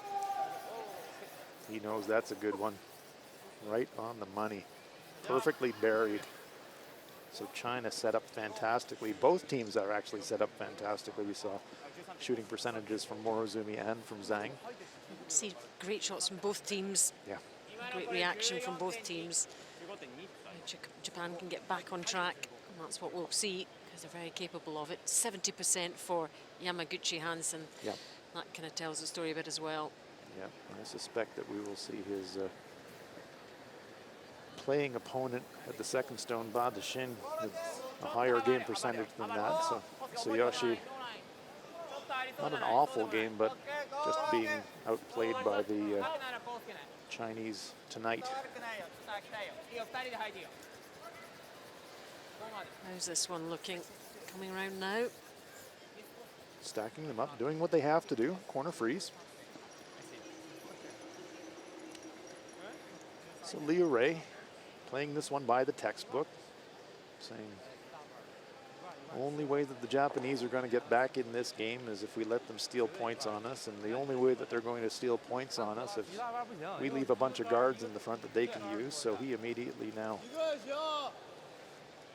will ask Ba Dajing to run at least one of these guards, and if the angles are good, he might be able to clear 2 and maybe even get some action on these stones in the rings. And there we see Ba 95% having a blinder. Super stuff from the Chinese player. The singing second makes the clear. Doesn't make the double clear. You're going to have to ask him to sing Yeah, now just I to am. prove I that. really do need to know what Ba's go-to karaoke song is.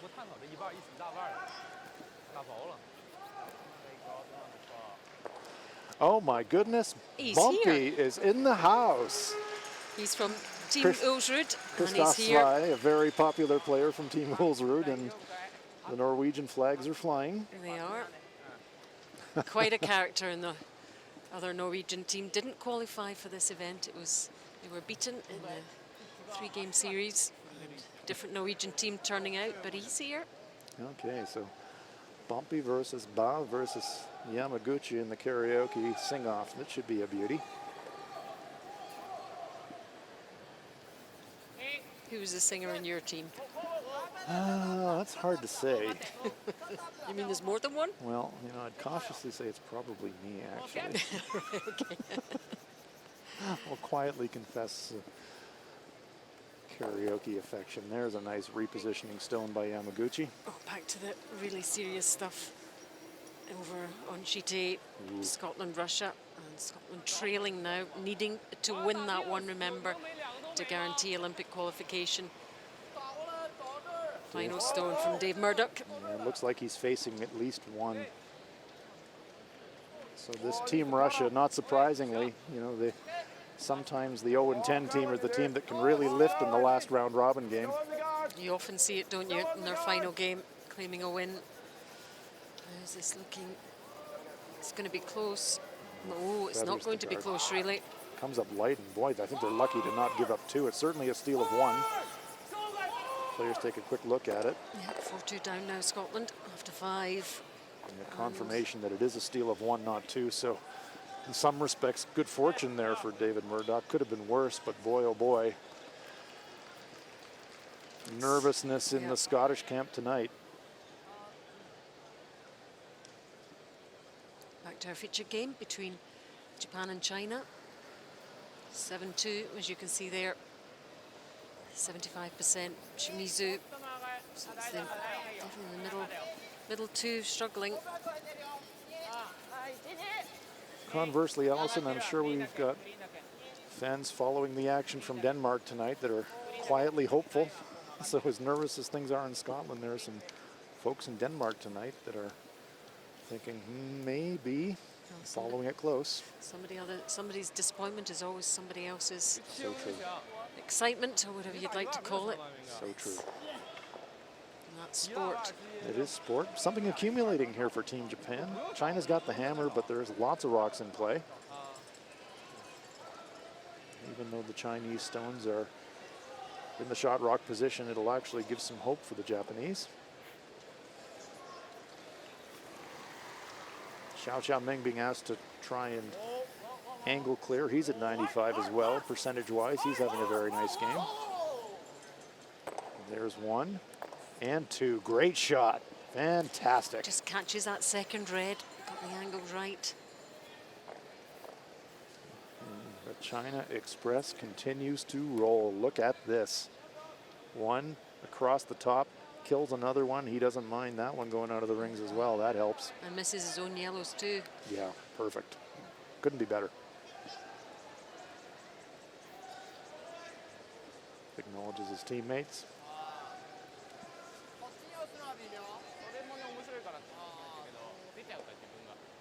Remember, China does have the hammer here. This end looks visually like China's playing to steal, but China does in fact have last rock.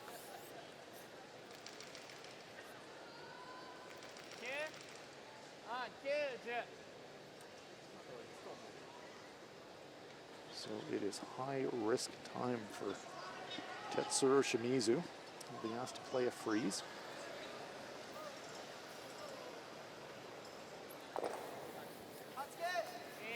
Maybe a small bump even.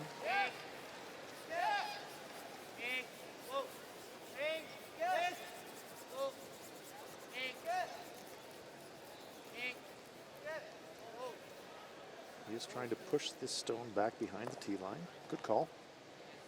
Nice shot. Creates a pocket now for them to use.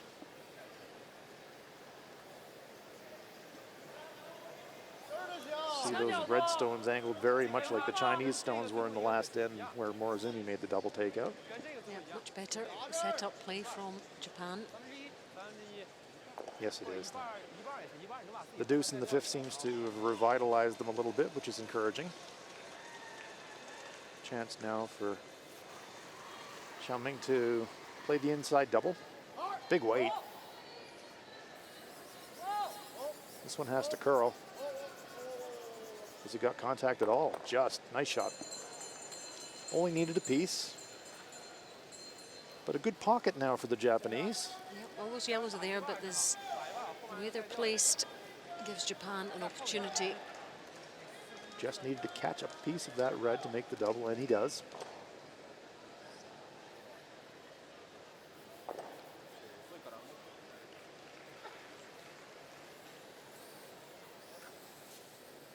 So after that little setup shot from Tetsuro Shimizu, just pushing that stone behind the tee line, Yusuke Morozumi is going to just try and freeze into that pocket. China won't be worried about scoring more than one. Of course, they'd love to, but they just want to keep the scoreboard ticking over. Japan does need the steal, though.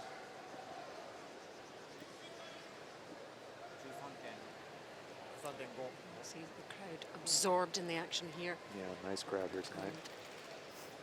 Within a few meters of the rink. Great viewing. Yeah. Morozumi, 58%. Yeah, and I was just going to say that does tell the tale tonight. They saw at the fifth end break the vast gulf in the team shooting percentages, and Yusuke having a tough night, 58%. And that double takeout in the fifth will help. Yes, it will. Yusuke's a confidence player, and that double will have helped his confidence. This one, though, does come up short. Third shot. It is angled on the stone in the top 4 foot, but Liu can hit that one on the nose, and it'll spring past his stones in the back. Only bad thing for Liu would be to hit it on the high side and jam his own. Even if he does that, the red stone still probably springs. But what they're talking about now is, well, we're lying 2 already. What if we throw one right there? Lie 3, what's he going to do? But yeah, I think this is the smarter play. He knows that red one. The yellow one goes. The red one springs to the left of our picture. It should go past those 2 stones in the back 4-foot and should leave you line 3. You would be leaving more in a pocket. Here's an update. Over on sheet C, Canada with that commanding 7-2 lead over Norway, 6th end. Can Norway get back into this again? Stefan Wallstad. This team, the new Norwegian champions after years of dominance from Thomas Ulsrud. Trying to stay in this game. Everybody out to sweep it. They need full 8. Is it going to get there? Yes, just. Just the one. 7-3 after 6. Oh, talk about big weight. Here comes a smoker from Lou Ray. Bang. Wow. Might even lose the shooter. Another cracker from him. And it stays in the rings. It's that kind of night for Lou Ray. So one more chance for the freeze here for Team Japan, and if you don't make it, you're going to drop a pile. Hits it on the high side. Would have liked it a little bit more on the nose, but he gets the roll over to the wing, keeps it well away from his own stones, and stays in the ring. So potential here for China, if this stone is the least bit wayward, to cash 2, 3, maybe even more.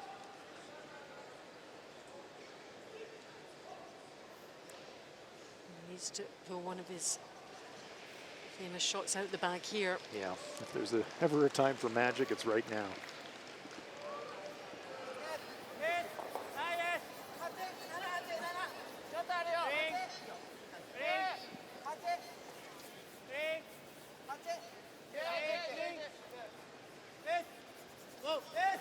They can afford to bump this stone a little bit as long as they've got a great angle in front of the other stone. Just to nestle it in, and There is a little bump, but there is a small gap there, and can Lou Ray pick it thin and poke it out sideways?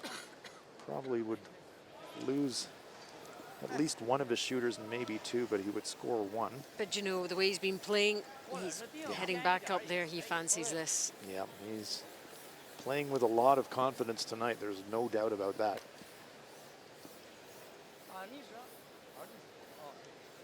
And what's the worst that can happen here? Well, worst that can happen is he hits it a little bit on nose and just jams it straight back, and Japan steals 1. So there's a little bit of risk here for Lou if he doesn't hit the high side of the rock. But even then, they're 7.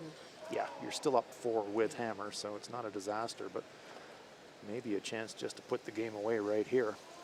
95%. Chinese skip. Last stone then of the 6th end.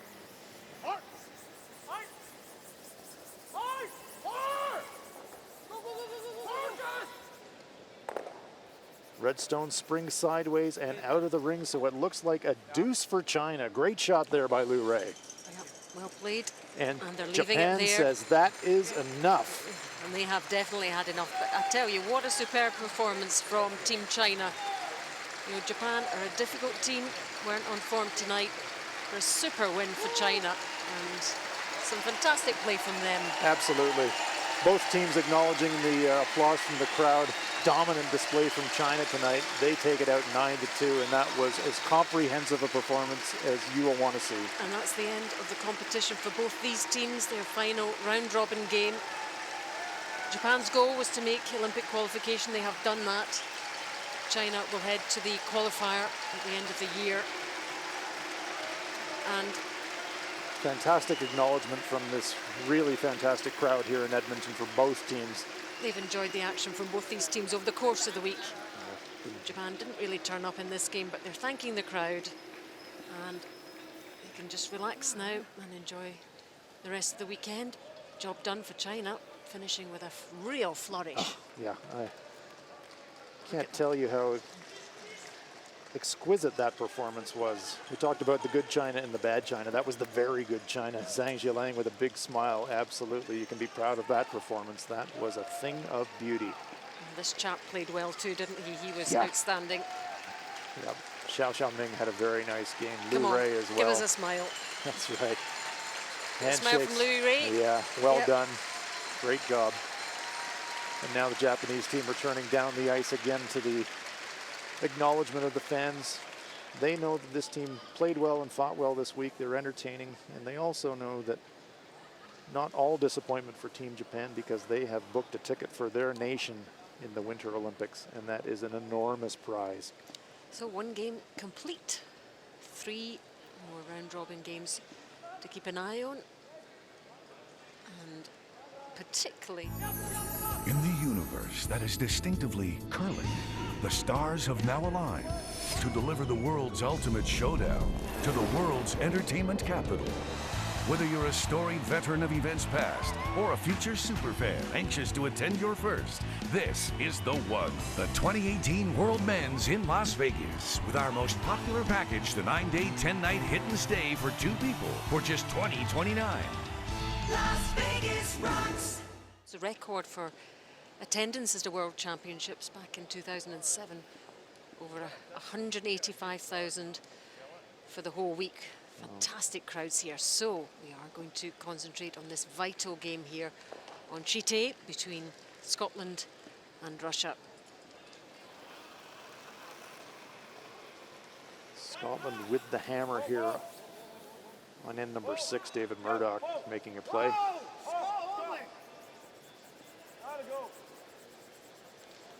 Keep her going. Got a chance. Keep her going. Unbelievable. Unbelievable. Go.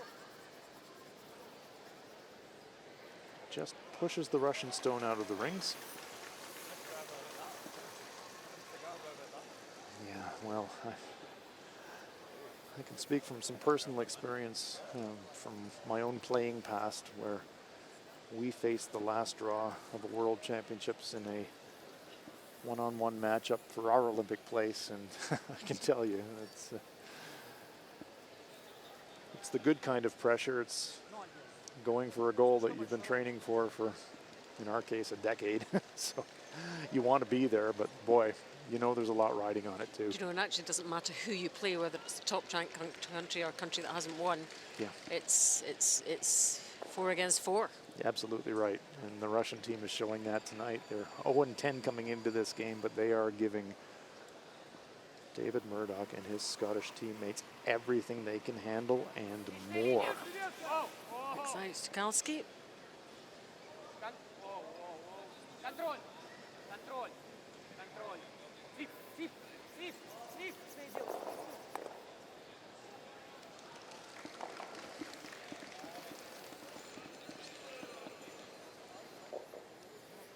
Блин, надо было стоять. Да, надо потерять чуть-чуть. Ладно, Лёх, нормально. Scottish stone is gone. In the open though for David Murdoch. So the Russians steal the previous end, and looks to me like Murdoch is looking at 2. But if he can nose this and make a pass at the stone in the back, chance here for a deuce for the Scots. That would tie the game up. 38 years old now, Dave Murdoch. World champion on a couple of occasions. And Olympic silver medalist, but none of that matters right now. Oh, he nudges it out, and it is a 2, or did he lose his shooter as well? I think he did lose his shooter, so it's a single point for Scotland. And after 6, it's now Scotland 3, Russia 4. Okay.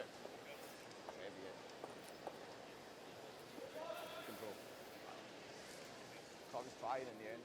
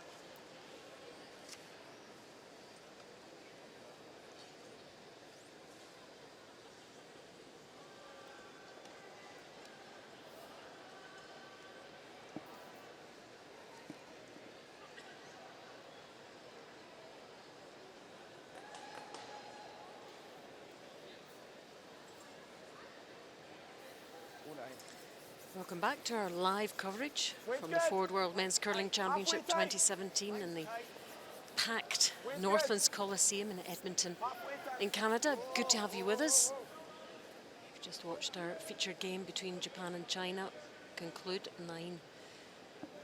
9-3. So we are concentrating on this game between Scotland and Russia. An absolutely vital one if you're a Scotland fan or a GB fan. This is about Olympic qualification, and Scotland need to win this one. Russia seeking their first win in the round robin. What a win it would be. Would be a win for the ages if you came away from this tournament with a 1 win and 10 loss record, and you could say that your 1 win is over Team Scotland and David Murdoch with the Olympics on the line. That's a story to tell. We're in the 7th end now, as you can see. 4-3 to Russia. We should stress, of course, that we are talking about direct qualification to the Olympics, so should it not turn out well for Scotland tonight, or Denmark for that matter, should Denmark not directly qualify, they are eligible to compete in the Olympic qualifying event, which will be held in December, so there are still 2 more places available through that competition. But as we've said earlier in the broadcast, everybody wants to avoid that event if they can. It's far more secure to know that you're directly qualified. Nice stone there, setting up well for Scotland. Good angles.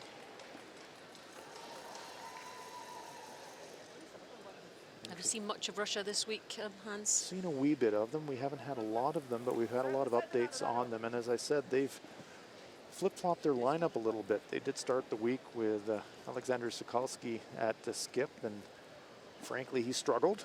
And so the coach made a lineup switch.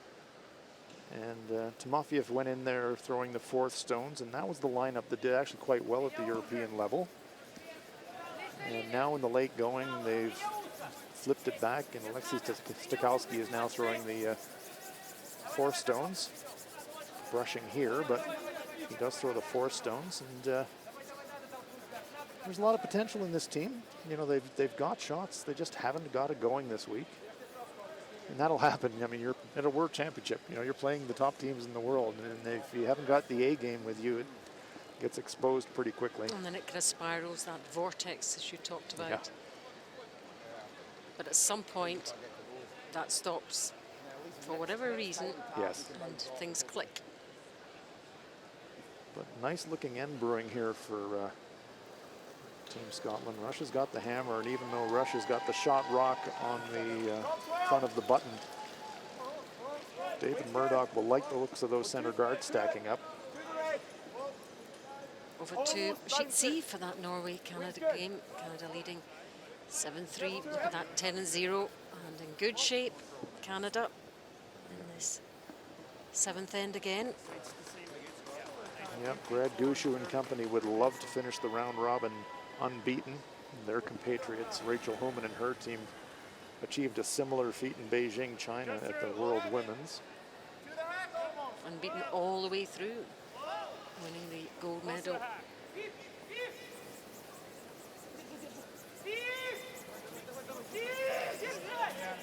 At least one red Norwegian knocks it away.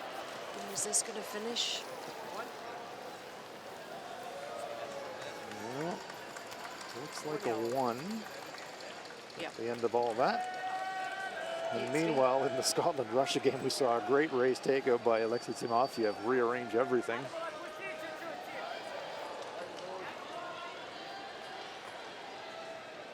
Here we get a look at the house. Redstones belong to Scotland.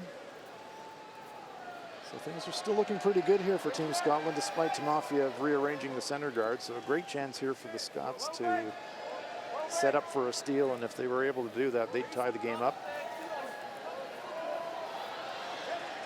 Play in the 7th end here. Want to pump that straight back. Want to keep it in front of the tee line. That is perfect. Great shot.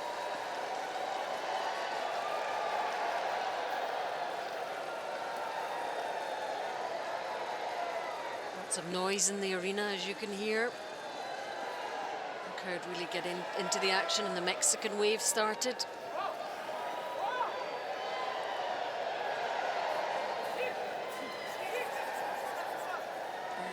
Bang, bang. Players can't afford to be distracted, particularly in this game. So now all the guards are removed, but 2 Scottish stones remain in scoring position.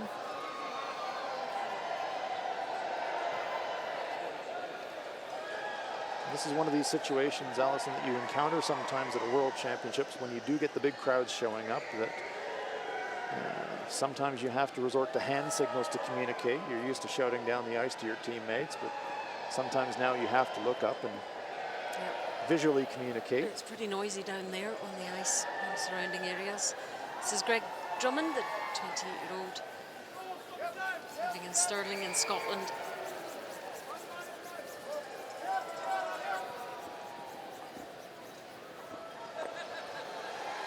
Hits and rolls in. So instead of using guards to apply the pressure, Scotland is using the sheer weight of numbers to apply pressure. They're lying 3. It's a triangle of shots there from Team Scotland.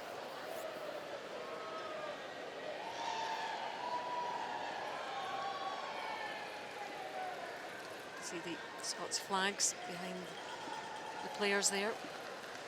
Yes, great support from Scotland. They are one of the great touring nations to support their teams internationally. And once again here, we see the red stones do belong to Scotland. 3 of them in the house. Russian stone just short of the rings for Alexei Timofeyev. Throwing big weight, wants to remove at least 1 and maybe 2 Scottish stones.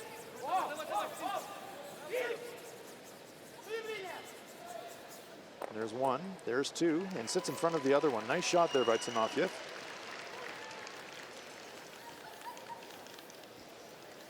Russia with the hammer here on end number 7. They're up 1.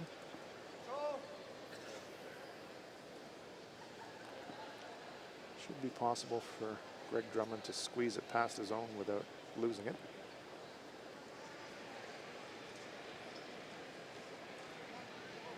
Nice shot with his first one.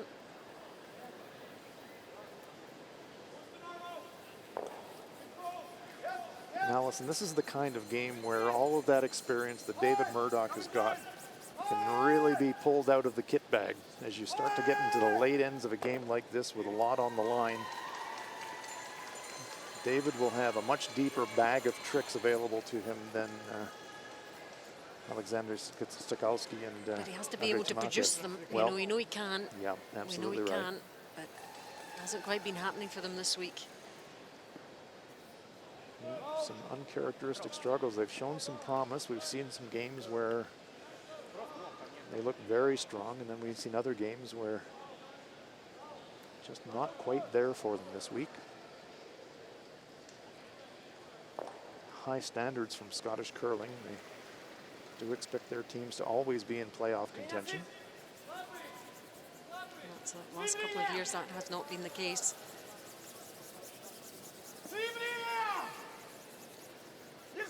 Zabov.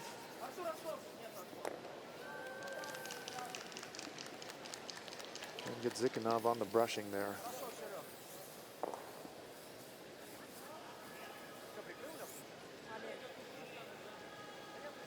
Leaving a target for David Murdoch.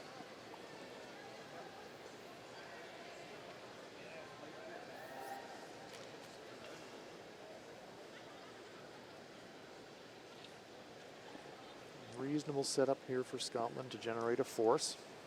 Force Russia to take 1. That would be a great result for Scotland. They would then have hammer in the even ends coming home. 77% on the game for David.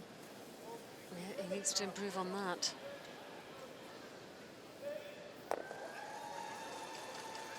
Nice stone there. Good rock positioning.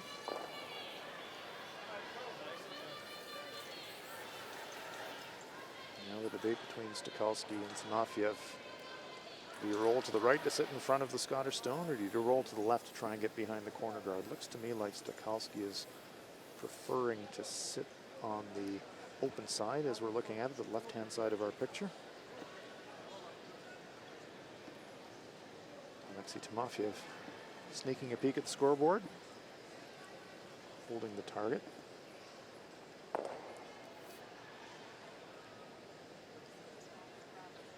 Here is Russian fourth stone Stokalski.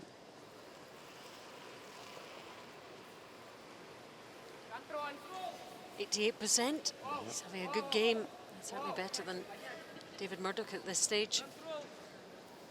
This one's got some curling to do, however. They don't want to lose the shooter. Now they're switching gears and trying for a thin double, but it's across the top. And will they move that Scottish stone out? Just. So, good chance now for Scotland to lock in the force.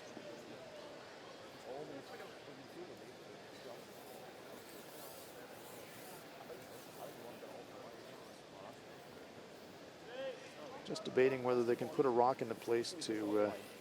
Mike, just feel it in the 8 foot. Yeah, they're going to try to sucker Stokalski in a little bit, put it in a place where if he hits it on the nose, they'll get a steal. See our game on sheet A there, and the two others on the next door sheets.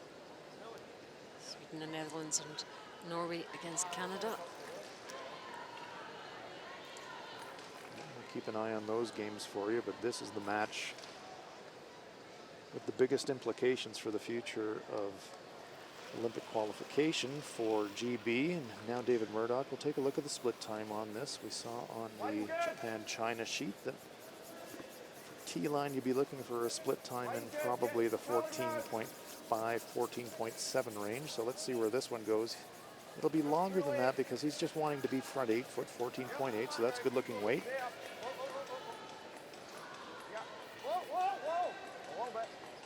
Perfect.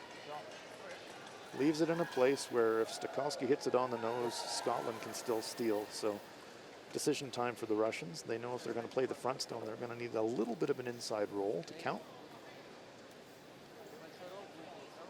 Very nice rock placement there from Scotland. Looks to me like Stokalski is going to elect the hit. So Scotland have done all they can do in this end. You've got the force and an opportunity for a no-risk steal. Just made it as difficult for this player as possible. Yep, trying to tempt Stokalski into playing the draw, but he's having none of it. He's got a 1-point lead, so he's electing the conservative play, but this is by no means easy. He can't nose hit this. He has to get a little bit across the face. So last stone of the 7th. Could go either way here. Unless he's absolutely spot on. Have to hold the shooter, Bo. If they roll out, it's going to be a big steal for the Scots, and that's exactly what's going to happen. It's rolled out, and it is a steal of 1. The red stone there, the red Scottish stone. Yeah, veteran experience of Murdoch setting that one up, and it pays off. It's a steal for the Scots, and this one is tied. There we go, after 7. Scotland 4, Russia 4.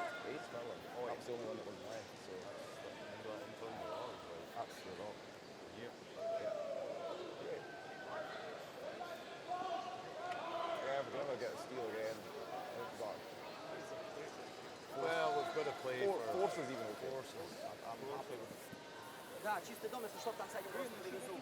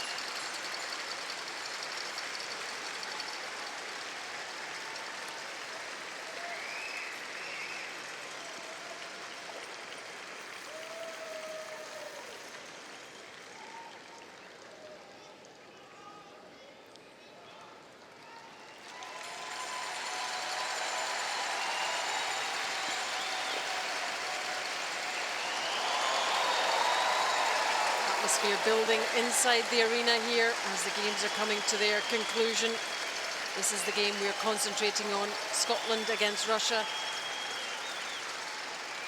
Hope you're enjoying the action, live coverage of the final group of round-robin games here in the Northlands Coliseum. Alison Walker and Hans Frownlock bringing you all the action.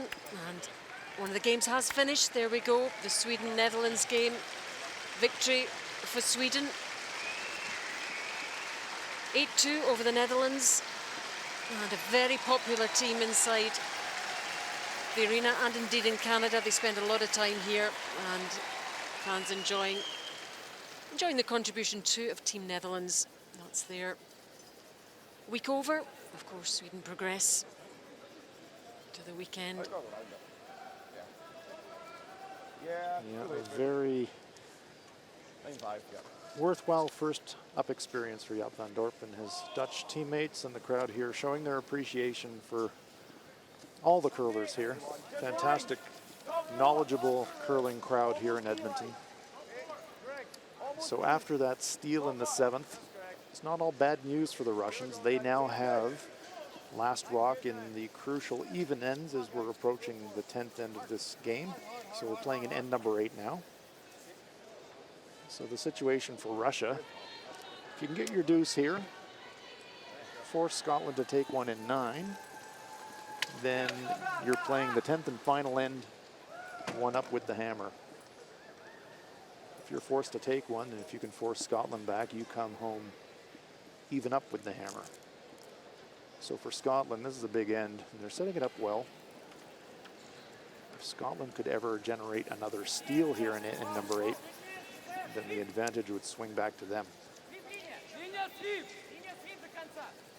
An awful lot to still happen in this game.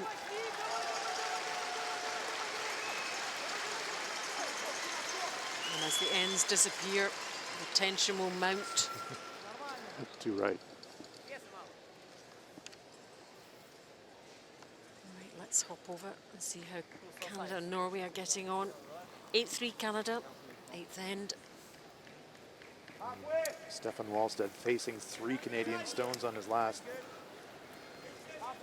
Looks like he's going to have to draw a full 4-foot or at least a piece of it.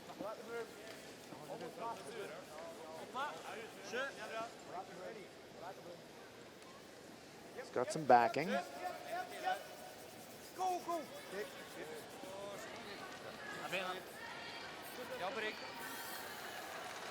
yellow one in there, 2 yellows in there. Oh, where's this going to finish? Where's it going to finish? Almost. But a concession from the Norwegians, so. Yeah, game over, and another hugely impressive performance from this Canadian team. Crowd absolutely loving their contribution. Another victory for Canada, unbeaten in the round robin. Final score, Norway 4, Canada 8. First part of the job is done for Team Canada. Unbeaten. And who will beat them in this championship now, I wonder?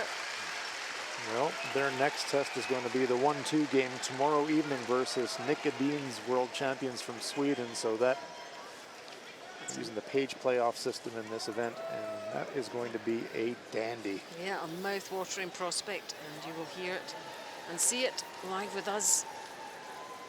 Looking forward to that. Small matter of the conclusion of this game on sheet A, the only game left now. All of the attention now swings to Scotland versus Russia. Timur Gadzikhanov trying to clear something from the front. Oh my goodness, he just grazes the front stone. And the crowd still applauding. The team's leaving the field of play. Nice warm applause for Team Norway as well. As we mentioned, fantastic curling crowd here. Very appreciative of all of the teams. They know the efforts that everybody here has made in training, qualifying, what it takes to be here at the very top of the sport. line. Line's good. It's a good line. Come on, Mike. You gotta go. How will this one finish? Hard, boys. Every inch. Every inch. Come on, Squeeze as go, much go, out go, of this go. as they can. Big sweeping effort there from Mike Goodfellow in particular, trying to drag it into position. I think Dave Murdoch says we might have just fractionally touched it, and he just explains to Show him good. He's Alexander Stakowski what happened. Very sportsmanlike. You see comparison to the shooting between the players at the third stone position. Timofeyev with a bit of an edge on Yeah, Greg Drummond he has, tonight. yeah, and the total percentage, a good bit more as well. Here is Alexei Timofeyev. Opportunity to come around that center guard and pick the stone off of the 8-foot circle. It's an either or for the Russians. Either hit the front or hit the shot rock, but got to hit one of them. You'd love to save the shooter, but he just catches it a bit thin. Is that heading right out? Well, it does cling on to the rings. Will that be important in the context of this end? Murdoch ignores that, of course. Out turn. I know there's more room, but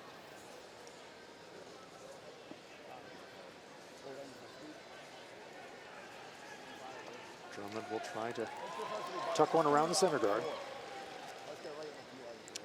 Greg from Dundee in Scotland, lives in Stirling, and plays out of Fotheringham Curling Club in Forfar.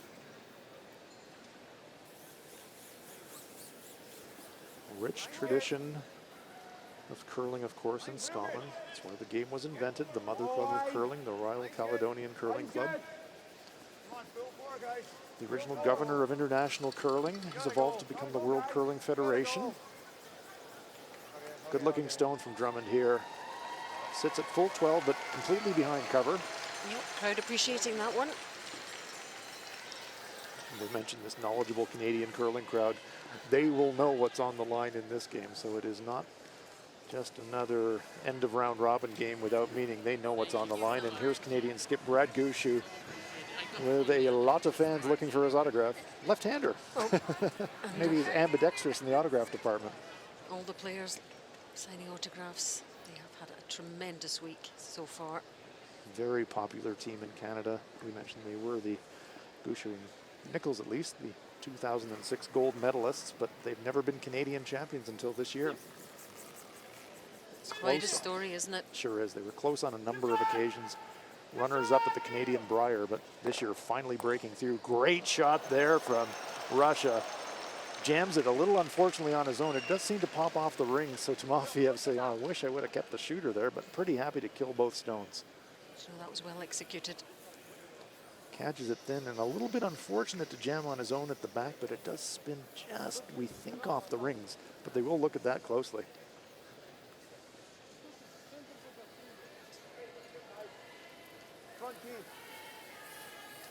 Still a good opportunity for Scotland, though. Lots of guards. Russia with the hammer. Greg Drummond sneaking another peek at that stone. It's usually the job of the thirds on the team, Allison, to make that judgment call. Is the stone in? Is the stone out? Who's shot? A lot of responsibility. Certainly looks out from this angle. So David Murdoch looking to tuck another stone around those guards. Guards are just off the center line, though, so even if he buries, the button area will still be available for Russia. come on, you can go. If you need line, get it buddy.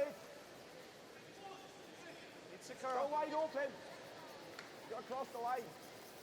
They need to curl now, don't they? Yeah, well by the guard. They are sweeping now for the curl. They're going to try and drag it back for maximum curl.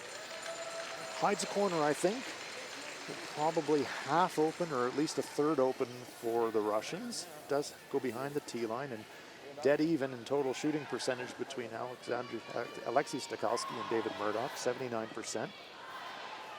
Little edge in the draw department to Stakowski.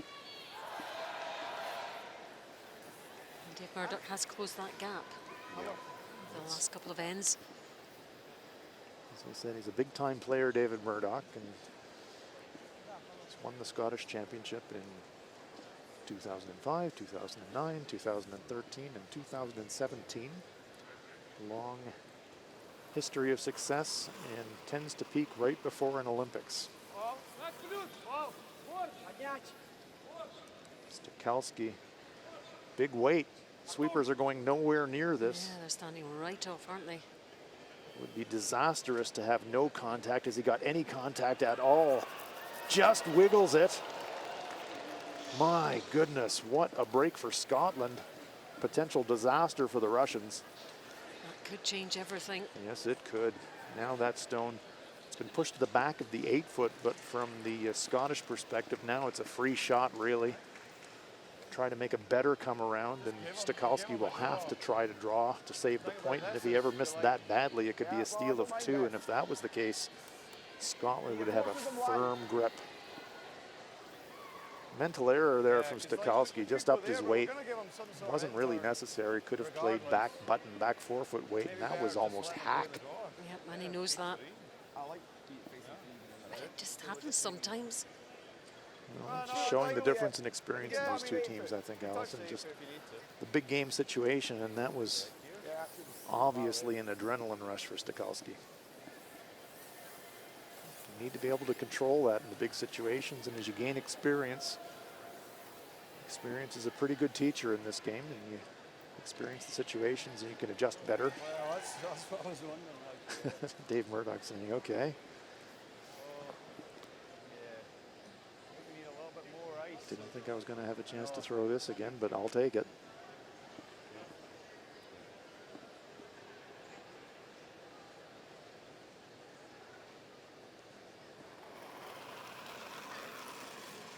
Have a look at that hog-to-hog split time again.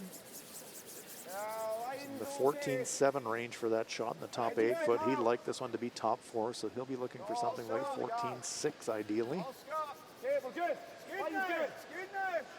Had to wait for it a little while for line, 14.8, so it's not heavyweight. Just grazes by that outside guard, my goodness. It's one of those ones where the sweepers wanted to sweep it, but they couldn't because of the line. They knew. But they've actually left it in a pretty good place. Even though it's in the open, it's the same situation as the last end. The Russians cannot hit that one on the nose to score. So a very intriguing decision now for the Russians. Going to come down that side. It looks like they're looking at the tap. Boy, I'm not sure about this. Looks like he wants to just bump promote his own stone forward into the 8-foot to score, but does he need to do that? I don't know. This is a risky proposition for me, Allison. He's got the out-turn draw to the 8-foot down the center line. Looks like an easier shot to me, but a lot of obstacles in the way. Yeah, lots can go wrong on this one. You're a little bit wide. You have to be perfect with the line and the weight on this shot. Fasten your Tense stuff, seatbelts. isn't it? It Last is stone. absolutely tense. 8th end.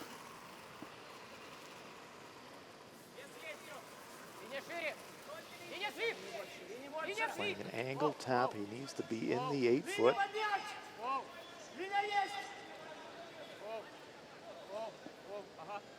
Line's okay. How's the weight? It is a bit heavy.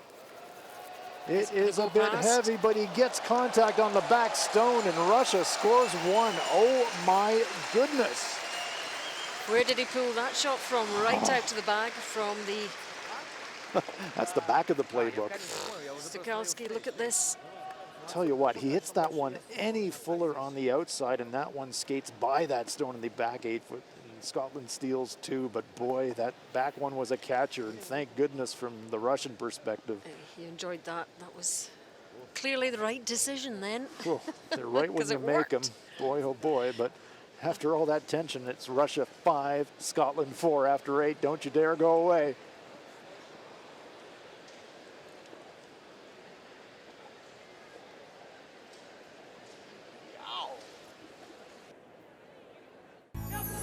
In the universe that is distinctively curling, the stars have now aligned to deliver the world's ultimate showdown to the world's entertainment capital.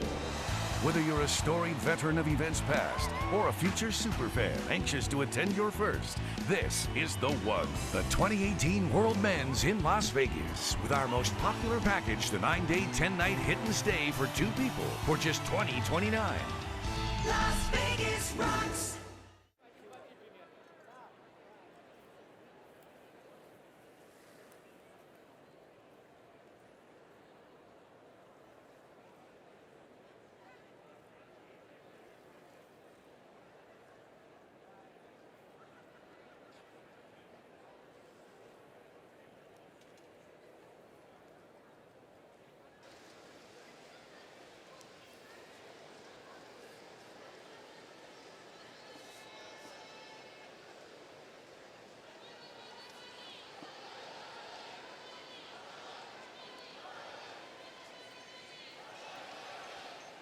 Welcome back. My heart is still racing, Allison. That was quite an end there, wasn't it? That was a final shot from Stukalski. More drama, I'm sure, to come in these last few ends. It's tense stuff. Yeah. And if you're a Scotland fan, get your fingers crossed, get everything crossed. Yeah. They're great shots when you make them, but yeah, Stukalski electing, from my perspective anyways, probably the more difficult way to get his one. And it was almost a steal it too. See the smile from Timofeyev. He's pretty happy that You don't see they him smile scored. too often, No. actually, so The pressure is all off Team Russia. It's one of these situations where if you're Team Russia, you can play this one comfortably and without fear. There's only upside for you in this game. especially after the way the tournament has gone for them this week. Yes, can you imagine? Coming in here 0-10, and you're in a situation now where you have a chance to get your first victory of the week against one of the giants of the game. Yeah, there's absolutely no sense they will give up and hand this over to Scotland, that's for sure.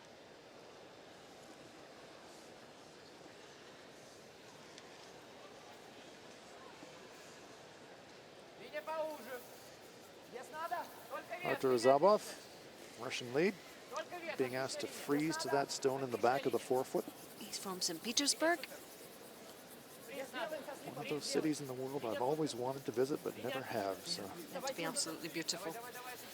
I'm sure he's not at home all that much. He'll be on tour a lot.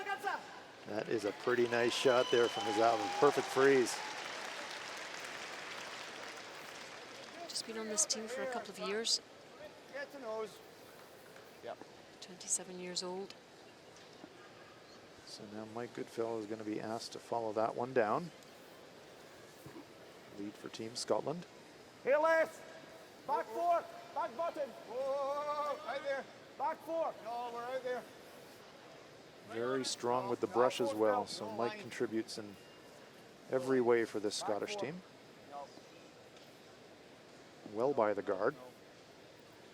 They don't want to bump, and this one is going to slide beside in an interesting angle, though. Would have liked that one to be right on the face of that stone, though. So chance for Timofeyev, who's calling the shots, but it's Stukalski throwing the fourth stones to just wiggle that around a bit. Timur Zekhinov, Russian second stone. He's from Moscow, born in Kazan. He's just 21. City of Kazan was the host of the World Mixed Curling Championships this year. Were you there? I was not, but there was a New Zealand team there, and they said the event organization was absolutely extraordinary. They had a great time.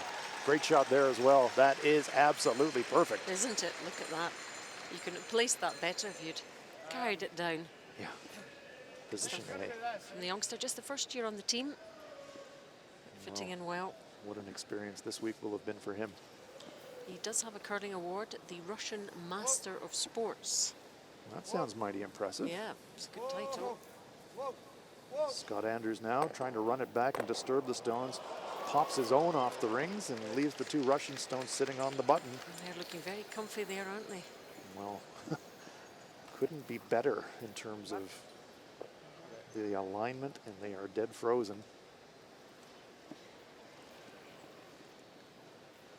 So Gadzikhanov with his second stone at the end.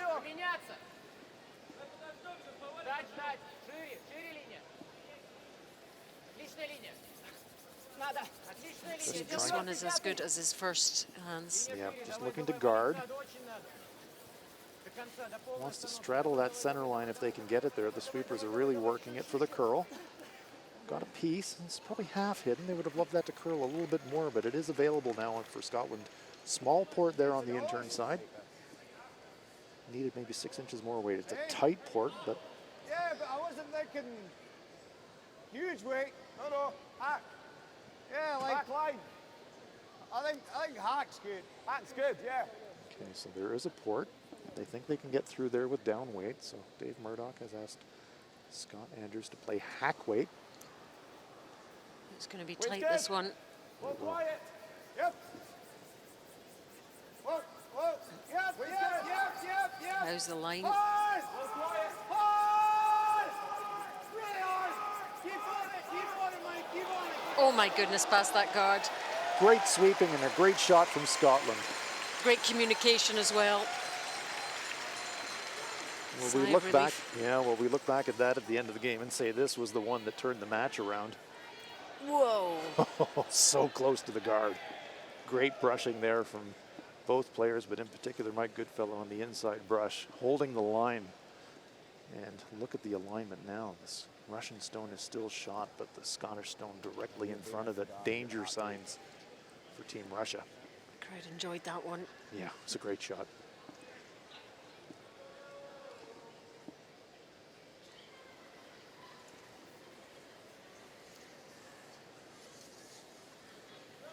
Линия Норман. Можно ждать. Линия чуть шире. Timothy have been Линия playing мало, well. ребят. Надо, чтобы свалил. Вообще не валит. Артур He's первый. 25, and also from St. Petersburg. Свип, Артур. Свип. Вали его больше. Больше вали. They don't want to line these up, just overlap, and so they close up that port a little bit, but I wonder if it's still available. Look at Dave. He's thinking that too. I wonder if that's still available. What do you think? Try that. We tried the Oh, double. I don't know. I'd risk that, but And then maybe getting the red in. I'm not a former world champion. Well, you know, even if they don't come through the hole, if they do manage to get into that hole No, I think you could. and clip the yellow, they could promote the red onto the rings as there's talking about. So, yeah, an interesting choice here. You probably, if you make contact though, I think you might skiff into here. See that, you just try straight around. The good news for Russia is you've made it impossible for Scotland to run the red into the pile, to lie to. Like this.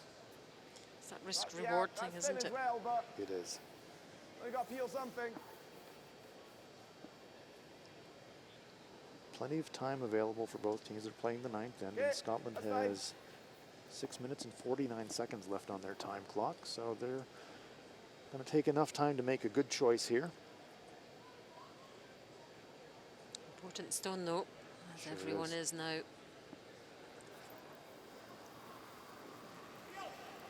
Big weight, clearing stone. Whoa, whoa, whoa. On the guard. Clears the center, but disturbs no other stones, so can Russia hold their nerve? Can they place 3 more excellent guards? We saw Gadzikhanov trying to make the guard, didn't quite make it perfect, and then Scott Andrews punished it by coming through the port. So guard placement, crucial but difficult. There we see the time remaining for both teams. The Russians down to 6:10 on their time clock. Plenty of time, though. But it could get really Линия Норма. edgy in the last couple of ends, so they might need that extra bit of time for decision-making. Absolutely right. You don't want to be rushing in the final end, that's for sure. Especially with this much on the line. Whoa, whoa, whoa. Again, trying to straddle or at least get a piece of that center line. Cut off that port. It does. Very nice stone. Good chance here if he wants to, though, for Murdoch to really rattle those guards.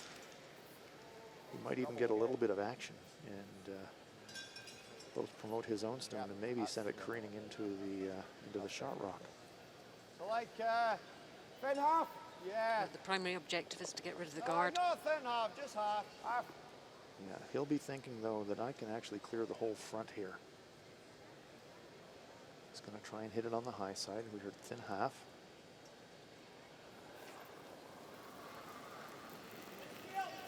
Yep. Yep. Hard. Yep. Gotta go. Gotta go. Gotta go. There's that action we talked about, and he Whoa. does in fact disturb the stone on the forefoot, so that is a great shot. Great outcome for Team Scotland. Unlocks the stone on the button. Got the action we were talking about off those front stones. Watch the rotation of the struck stone, spins into the forefoot area and unlocks those stones on the button. Great outcome for Scotland. They've got the hammer here in the ninth and something brewing all of a sudden. Crucial stone here for You can, Alexei Stokalski. They're all crucial really at this point, as you said, Alison. even the crowd, as knowledgeable as they are, you can almost hear a pin drop apart from the roar of the stones. Yeah. Everybody in this arena intrigued about the outcome of this one. They want to save their shooter. They don't want to roll out of the rings. Is it going to curl enough? Just. How far is it going? It's going to stick around.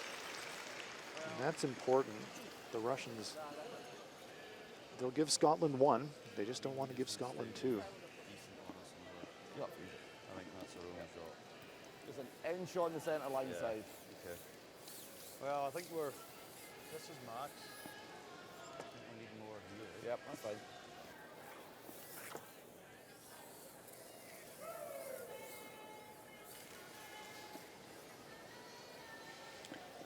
Yeah, just lock it on strike.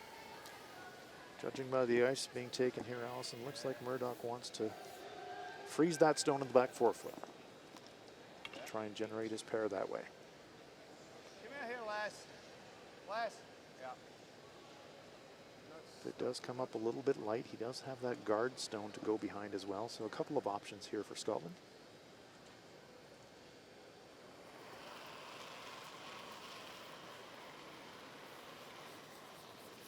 Line's good. Line's good. Right in the nose. You can go if you need to. Room. Really close. Andrews and Goodfellow on the brushes. It's all a matter of weight. They're backing off it now. Needs to call a lot. No, they're not sounding optimistic about this. Here it comes, here it comes. Very nice shot from David Murdoch. Getting late in the game in that slide path, getting a bit grippier, and that helped that stone come to rest right in front of that stone of the Russians. That is a great outcome.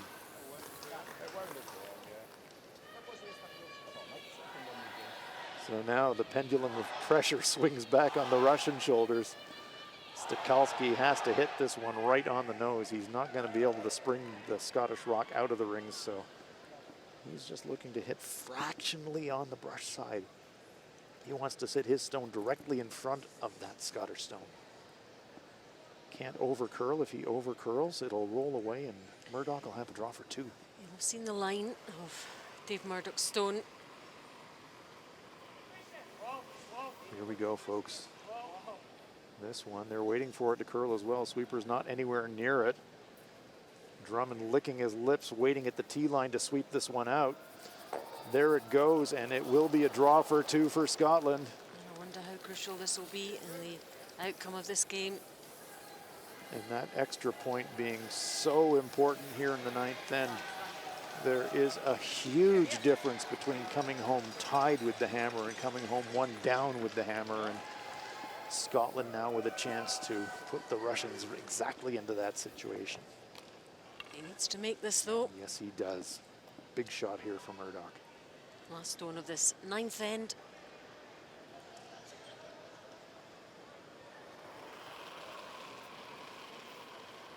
Check out the timer. Line's the same. Same line. Looking for that 14-6, 14-7 range for the tee line. Sweepers are backing away from it, but they don't feel too concerned about it. Saw that last stone really come down at the end. He's done this millions of times before. Yep, he's got the whole 8 foot to use and his own stone to use as backing. Comes to rest at the back of the 4 foot. So there you go, Scotland. Yep. There's your deuce. And there's the crowd and the support appreciating that effort from the Scotland skip. They get a couple of stones. It takes them into the lead in this game. It really is very tense stuff. So little to choose between these two. After 9, Scotland 6, Russia 5. Actually, it was hanging, and I was like, off, and it took a wee turn, and it was like, it was your 7. I actually forgot it was your 7. Yeah. Right, let's keep the head screwed on here. And let's. We're okay for time. For time. Aye, we're over 4 minutes, 5 minutes time. Yeah. We got time now. And we got time out. Yep.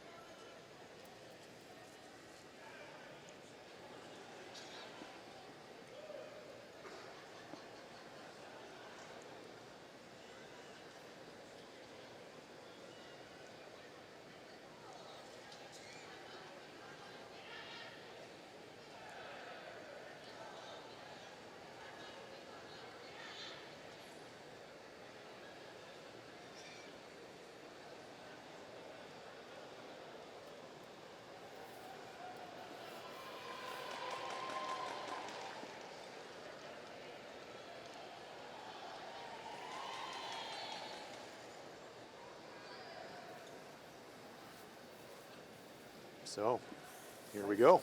Line's good. 10th end. The only game left in the round robin. The only game in town. And so much on the line for Scotland. At stake, direct qualification to the Winter Olympic Games for GB. So strategy here, Hans? If you're Well, Scotland, first of all. If you're Scotland, you're thinking we're going to win this game in an extra end. You're going to try to play the end to force the Russians to take one, take the hammer into the extra end, and win the game there. You're probably not going to go aggressively for a steal unless the end shapes up in such a way that the Russians give them a real opportunity to go for it. But they won't take the risks of the Russians being able to score 2. That would lose the game for them. Yep. And Russia? Russia, That'll be their aim. Yep, absolutely. Win it in this one. Absolutely. This is your best chance to win the game if you're Russia. You've got last rock.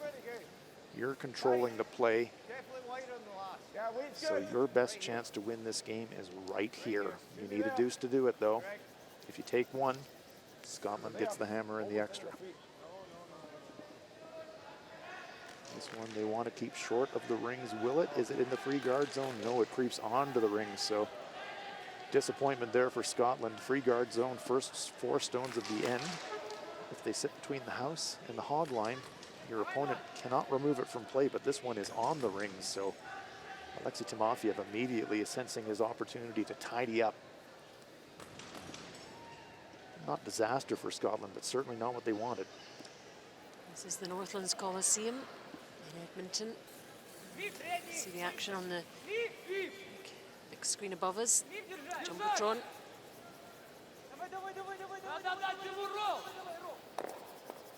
Oh boy, here we go. Leaves a guard there and pushes the Scottish stone behind it. I think the inexperience, relatively speaking, of this Russian team, they've got experience, but certainly not as much as the Scottish team. In this big game, big end situation is maybe telling here. A couple of players just on the team a year or so. Yeah, I was going to say, you can either run the double Yeah, or rolling off the tight one. I'm not sure I like throwing a guard. I'm not a big fan of rolling in off the tight. Right. Yeah, so it's a decision for the Scots now. It's either double or just a straight peel. Said earlier their plan was to force the Russians to take one and take the hammer into the extra and back yourself, and now it's kind of tempting. You got one guarded and you're starting to think, well, could we shift gears and maybe go for the steal? But Dave Murdoch says no, stick with the plan, remove the guards. Pressure ratcheting up of Team Russia. They are winless this week, and so they would love to leave this tournament with one win. What a win to get. There's one, there's two. Those guards are cleared. Still sitting on the corner though, and Murdoch looking at it closely. He knows that 2 points is fatal. So if that one was on the rings, he'd have a bit more concern about it. From this angle, it looks like that stone is just off the rings, but it could be a corner dart that the Russians could use.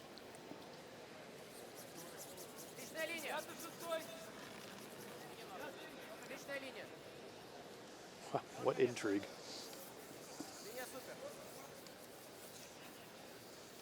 Got Zikhanov watching his stone heading down the ice, trying to throw another corner. Looks pretty good. Nice position.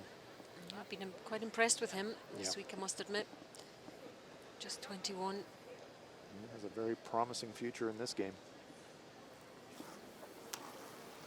Little speed wobble there from Scott Andrews, but a good recovery. Trying to clear.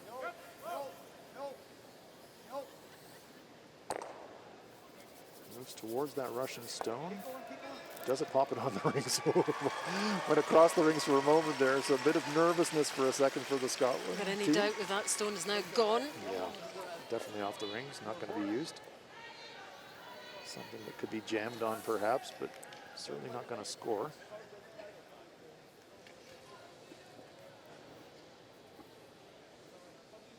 So plan A for Scotland so far, working well. Remember, we said they'd be happy to force the Russians to score a single point and tie it up.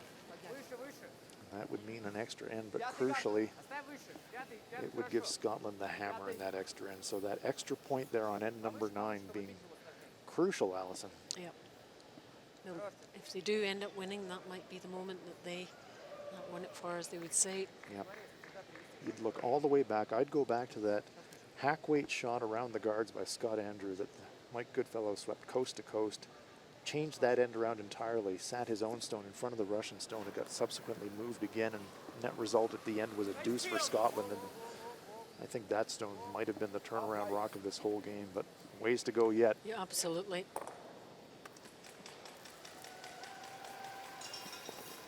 Drummond with the clear.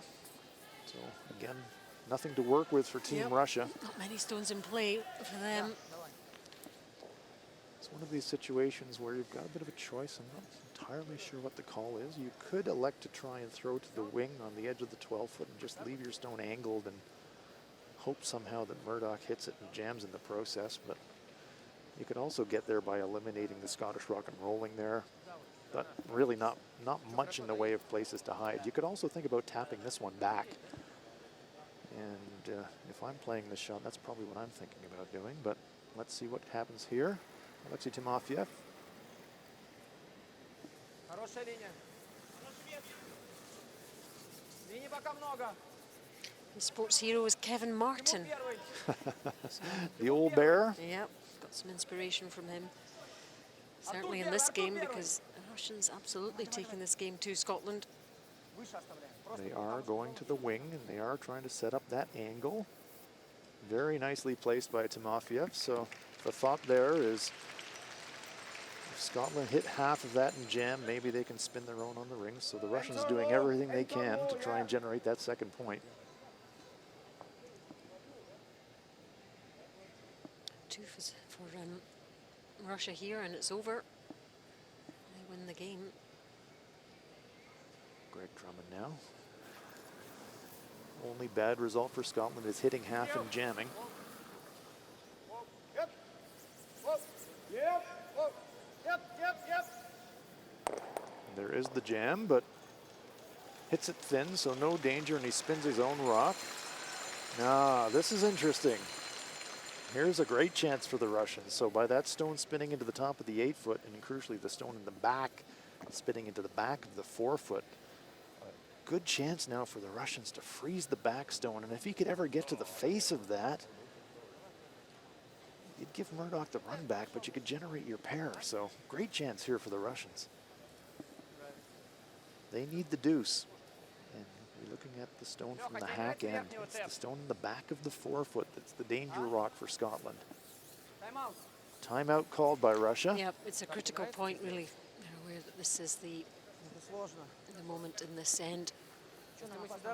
If you can wedge your stone right where Timofeyev has got his brush, and that's possible, the stone finishes enough on the draw, you could make it very difficult for Scotland to remove it. They could try running their own back in the 8-foot, but if it would just jam and stuff, then the Russians could just hit and roll, get some separation, and get their deuce that way. Here comes their coach. Alexander Kozreev. Used to play in the team. Они будут все равно бить. Если они будут бить со своего, Krasnodar. у вас останется. Не, просто ребята предлагают толкнуть сверху. Curling Я club говорю, in что это Sochi. тяжелое задание. Тяжело, у вас Да. останется. Они все равно будут Надо бить. сейчас уже делать ближе один. Вам надо как максимально сейчас напрячь. Нам надо сейчас делать Сейчас ближе один, максимально чтобы он напрячь, что-то потому что делал. потом будет поздно. Если вы сейчас напряжете максимально, можете сделать. Если вы сыграете тэп, это, во-первых, самый Ну сложный. да, да, Вы мне выбираете тоже себе сложный The бросок. red stones are Scottish stones. Давайте. Время, смотрите у вас еще. It does look like the freeze, and it's all about where do you want to leave this stone position.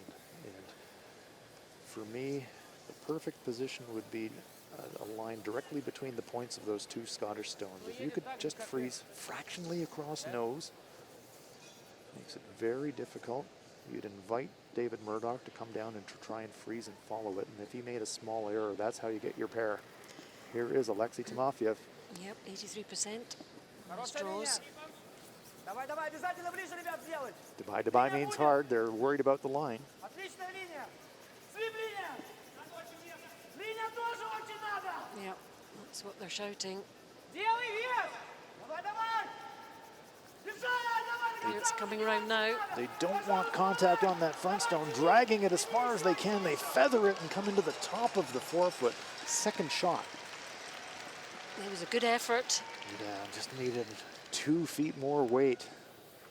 Good line, but just a fraction shy in the weight department.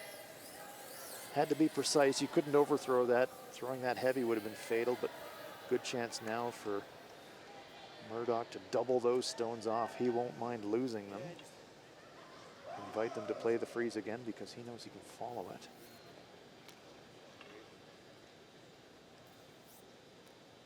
Doesn't want to nose this though because leave that as a short guard for the Russians to use. Maybe a straightforward shot, but there's a lot of pressure at the moment. Nothing straightforward at this stage of the game. Big weight. Jams, stuffs, leaves it full 4-foot, moves it away from the path of the back stone.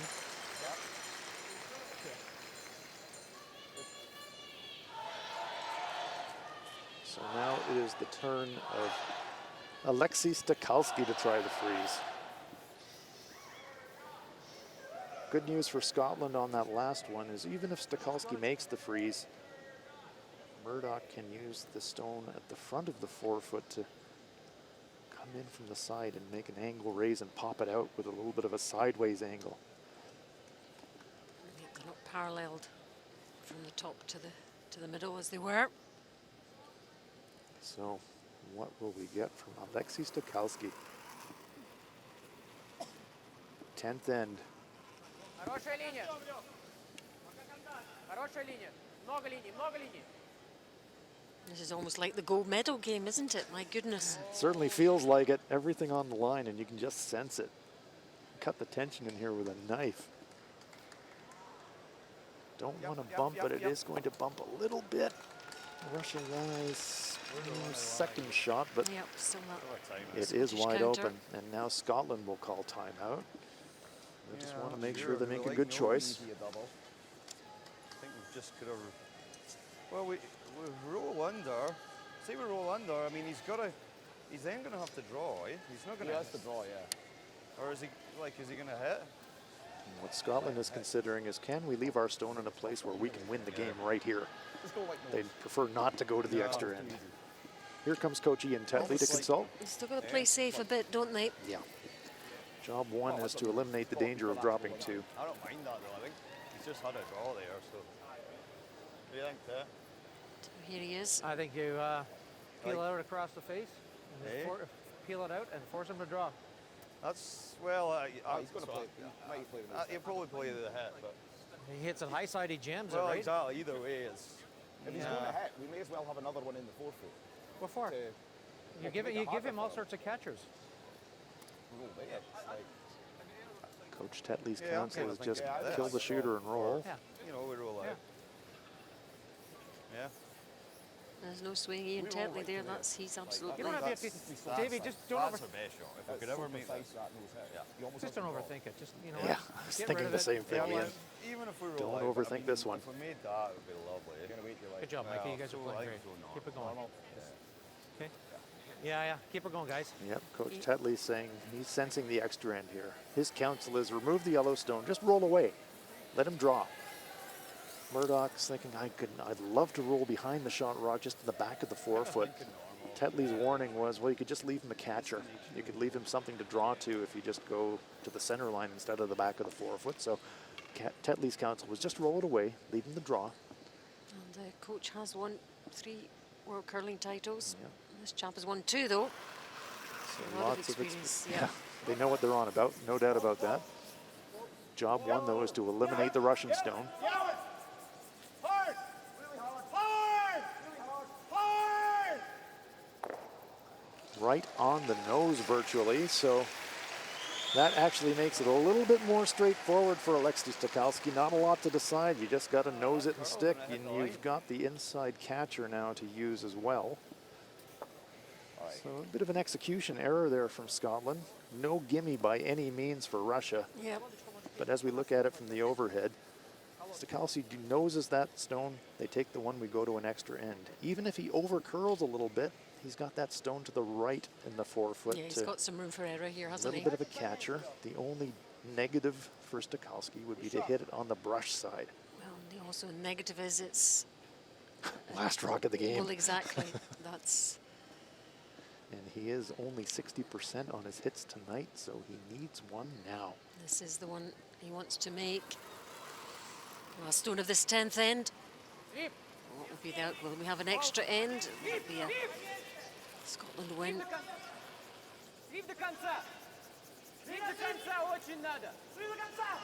No danger of hitting it on the high side. Can they hold the line? Oh, comes off the front goodness me. stone. Phew!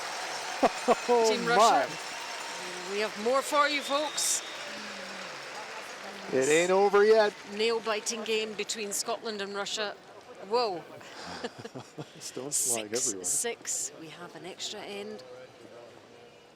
After 10. It's level again.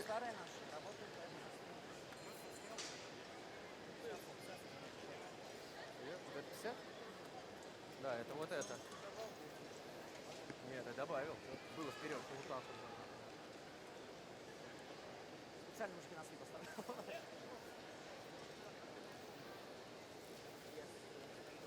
Думаю, что мы вообще тупые.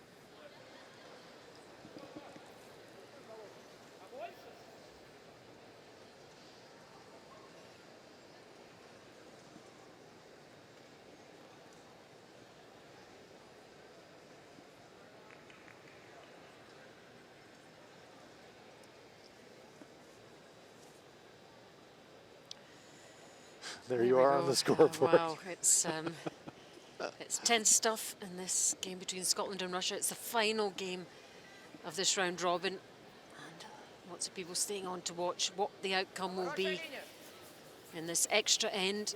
Will it be a Scotland or a Russia win? Scotland with the hammer, definitely with the advantage, but so much at stake. Olympic qualification for the Scots, for Team GB, Pyeongchang next year.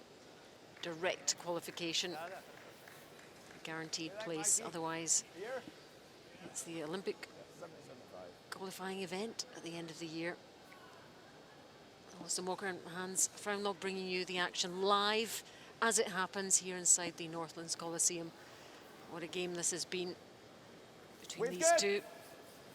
And a key shot here, right at the beginning of the end for Michael Goodfellow, trying the tick shot. It's in the free guard zone, so they can't remove it out of play, but they can reposition the stone, and they want to move it off the center line. Stukowski brushing it, but it is not going to go to the barrier, and that is a sensational tick from Goodfellow. Opens up the entire 8-foot circle. Great shot. Crucial.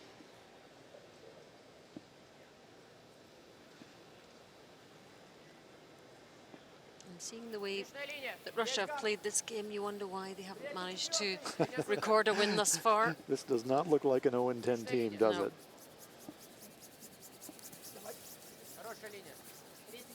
After Razabov trying to set a center guard again. Patience game here, and it is a long one. They want to stack two. They want to have one long, one short if they can. But after that first excellent tick by Goodfellow, reduces the chance for the Russians to stack guards.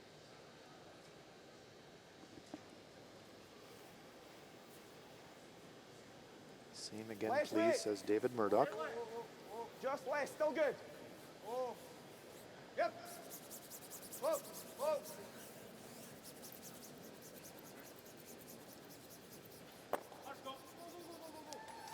Two absolute beauties. Took the words right out of my mouth out there on the ice. Two excellent shots. Do you not? Can't throw them better than that. If you're a young curler or a young team, that kind of weight control and great weight communications and that kind of execution, that's what wins you games. So now the free guard zone portion of the end is over. So Scotland now can throw full weight at any guards that Russia throws, and Russia will throw guards, I can assure you. They need to steal this end to win the game. Scotland just wants to keep it open.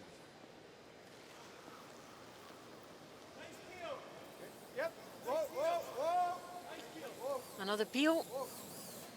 And we'll see a lot of this for the rest of the end. Russia throwing up a guard, Scotland trying to clear it. Russia throwing up a guard, Scotland trying to clear it. Who's going to blink first?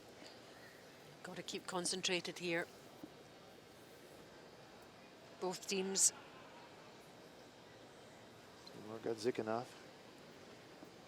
Timofeyev is asking this stone to be a little bit closer to the rings, realizing now that there is no chance for him to double stack guards, so now gambling that if he does get a nose hit out of Scotland, that the stone would be in a position that he could use it to attack the button.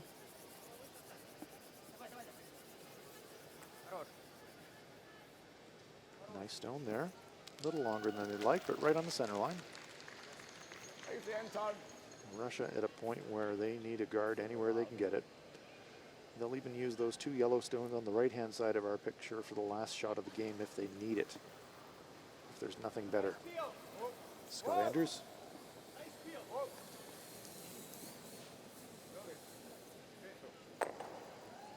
That is perfect execution from the Scottish front end.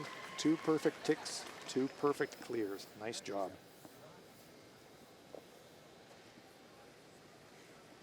And it has to be said, perfect execution from the Russians as well. 4 perfect guards. So, key thing, of course, who's got the hammer? Scotland. Yep, the odds hugely in the Scots' favour.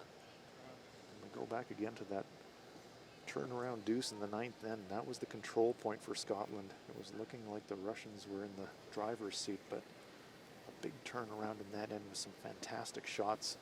A clutch deuce when they needed it, and the control point, and that brings us to this extra end. Timofeyev now trying to throw a guard. There are two Scottish stones just to the right of our picture. Those are another option for the Russians to go around in the lake going if they have to, but even if they make that, Murdoch will have the entire 8 foot. I can give you this. Probably is. And that's why those tick shots right at the start are so key. And they were excellent. They created as much real estate as Mike Goodfellow possibly could, as much stone separation. Greg Drummond now being asked to play appeal. Wait. Okay. Okay, Greg. Attaboy. 5 for 5 for Team Scotland so far in the extra end. 2 ticks, 3 clears. Textbook.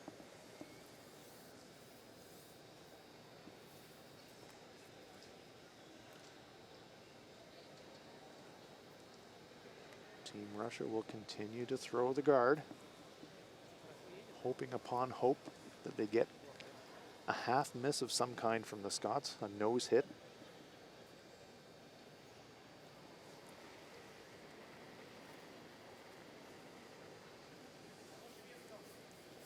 Lots of rotation from Timofeyev on that draw. There's no other way they can attack this end.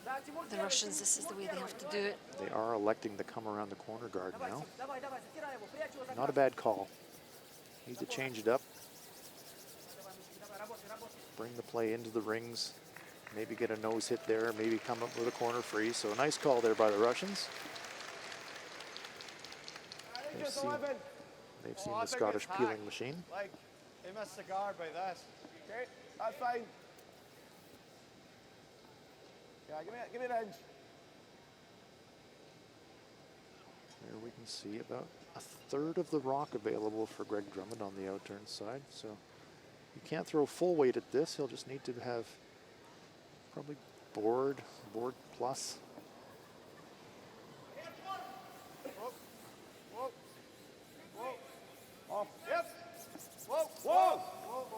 Doesn't really want to leave his shot rock behind the tee line for the Russians to freeze, but he does want to eliminate it, so he will stay in the ring somewhere probably. And it does skate out of the ring, so it's not a saver. Nothing in play, in the rings anyways. Stones in front.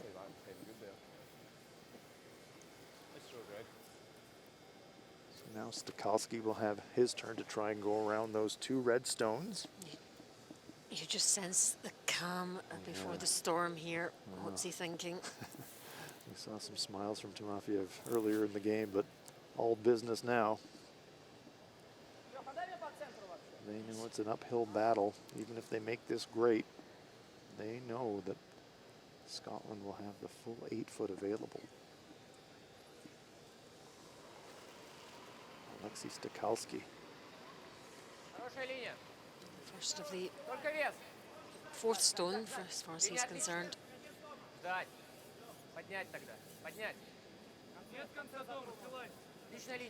They need 2, a steal of 2 to win the game, Russia. And they're running out of stones. We have 2 stones to come, and this is the first to Stakalski's. This is a pretty good looking rock. Comes to the back, 12 foot. And I would say that's close to fully buried. Probably a sliver available to Murdoch. But we can see from the brush position, he's just thinking, I'm just going to draw down to it. If we bump it, it's a bonus. We just heard him say that to Drummond as he headed down. There we go. Timofeyev, that's a happier. Yep, we're shot again. He's done all he can do. He's thrown his stones. He's had a good game. He's played well. He has. And it's been a very entertaining match. Drag out yet another sports cliche. You'd say on paper the Russians would be overmatched in this one, but this game is played on ice. Well, look at those numbers there. Nip and tuck all the way. Yeah, 6-6. We are deadlocked. line's We're good. in an extra end. And David Murdoch attempting a draw. He wants to sit in front of that Russian stone. Line's perfect. Not Keep much on room it. of error here. Line's good. Perfect line. Rub. Got room. Well by the guard. Now it's the weight. Doesn't want to bump. Doesn't want to slide behind the tee line much if he can avoid it. Just goes behind the tee line, so there's your target, Russia. Scotland lies 1, but the freeze will be available for Stukowski. There's pictures of all the Scotland team there. Quite unnerving seeing a picture of yourself on your right-hand side. Yeah, who's that guy? Ah, it's me. So the good news for Stukowski, this is very similar to the path that he threw on his first stone. So he should have a pretty good idea of not just the weight, but where the break point is going to be. He cannot over curl. He has to be shot. So he's got to be a little bit on the inside, a little bit on the brush side. He cannot over curl. So this is Russia's last stone. He has to make it count. Отличная линия. Attempting the freeze. Отличная линия. Отличная линия. Пол. Только вес. Вес есть, Лёв. Линия, свип. Пол. Свип линия, свип линия. Now they're calling for line. They know it can't over curl. Свип линия. Oh my goodness, it might have. Have they left it too long? Have they underswept it? Has it over curled? It has. No, Has well, it is so close. They did push the Scottish stone back. I think Russia might be shot. They're taking a long look at it. You would certainly measure it if you're Russia, but boy, a sweeping error there. A little bit of brushing, and that one would have been perfect. We are talking millimeters here, folks. I think it might just be. I think the Russians are just shot. Oh my, but they almost let that one get away. None of that will matter, of course, if Dave Murdoch makes his final shot. All Alexei Stukowski can do now is look at it. He's pacing, he's pacing. Yeah, so It was a really, really good effort it really was. So, under a lot of pressure. so now David Murdoch requires full 8-foot for the win and a place in the Olympic Games for GB. So the last stone of this Line's good. extra end. And he's made this kind of shot thousands of times. And under a lot of pressure, sweepers onto it. Line's really good. And they seem happy enough. Keep it clean. Looks like you can go. Sweepers do seem happy with it. I'm sure the heart's going in the Scotland camp. And a big measure of relief, I'm sure. Smiles all round in the Scotland camp.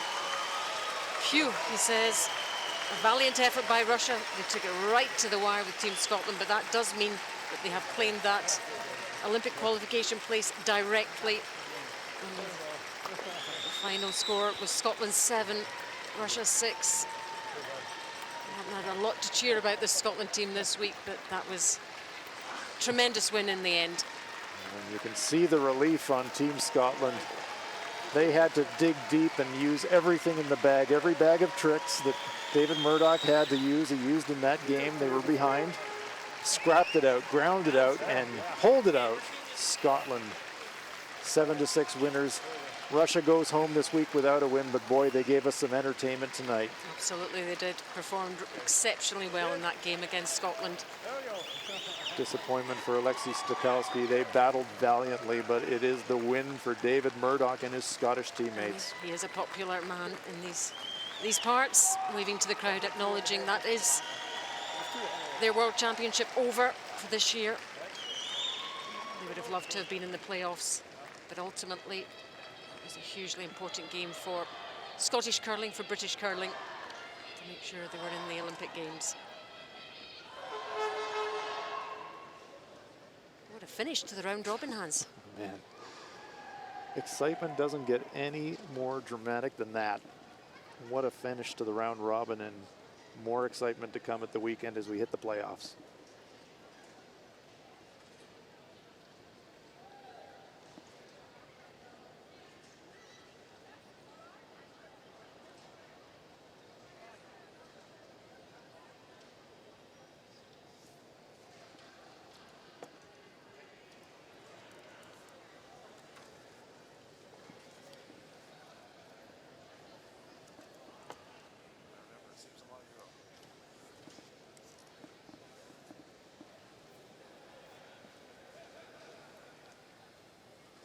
This was our feature game. China taking on Japan. Play in the first end. Two excellent shots by Leo Ray setting up this final stone. A chance with a delicate hit to score 3.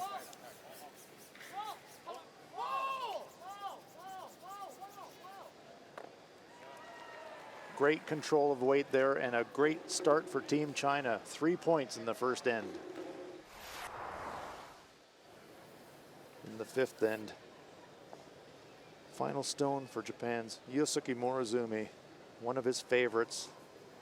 Big weight double takeout attempt.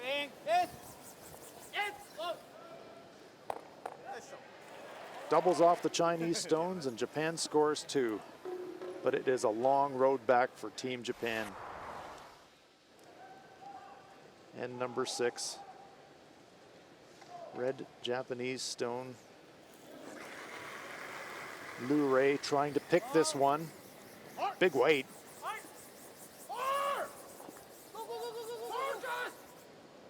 Catches it thin, squeezes the stone out sideways, and it is a score of 2 for China. And that was enough. They were dominant in this game. It is China 9 and Japan 2, your final score.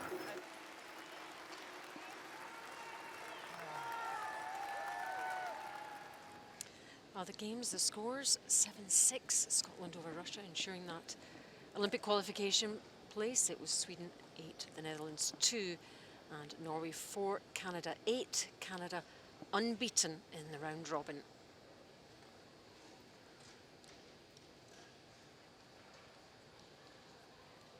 And the standings for you, confirmation of that top place for Canada. And the other 3 teams qualifying, Sweden, Switzerland and the United States. Canada and Scotland on 6 and 5. 5 and 6 for Japan and Norway. Italy 4 and 7. And Russia, the only team not to get a win here in this round robin. What a week we've had of round robin action. And there's the format, Hans, and how they get there. We've got the winner of the 1v2 going for the gold medal game. But firstly, a lot of action to happen tomorrow. Well, that's right. Canada versus Sweden in the 1-2 game. The winner will advance to the gold medal match. The loser will drop to the semi-final. They'll play the winner of the 3-4 game between Switzerland and the United States.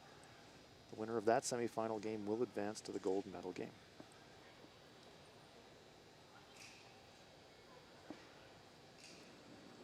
Congratulations on a wonderful game to finish out the round robin. 就是恭喜你在小组赛最后一场打了一场非常精彩的比赛。谢谢大家。Thank you, thank you. What did you do tonight that was different from the game earlier in order to champion this last game? 他说就是在这场比赛在之前，就是咱做了些什么改变，然后再就是赢了这场比赛。总的来说是我们没有太多的压力了吧，因为前4已经出来了，我们只是争夺最后第5名就可以了。我们也是放开了自己的心态去打2场。Yeah, we don't have nothing pressure, and we just enjoy last game, do our best. Great. Wonderful. Congratulations again. Good luck in your next event. 恭喜你。Thank you. Yeah, it really was quite some performance from Team China in that game, our featured game. It has been quite a night, actually, at the Ford World Men's Curling Championships. We're back for that 1v2 game, Canada-Sweden tomorrow. From me, Alison Walker, and Hans Freinlob, bye for now.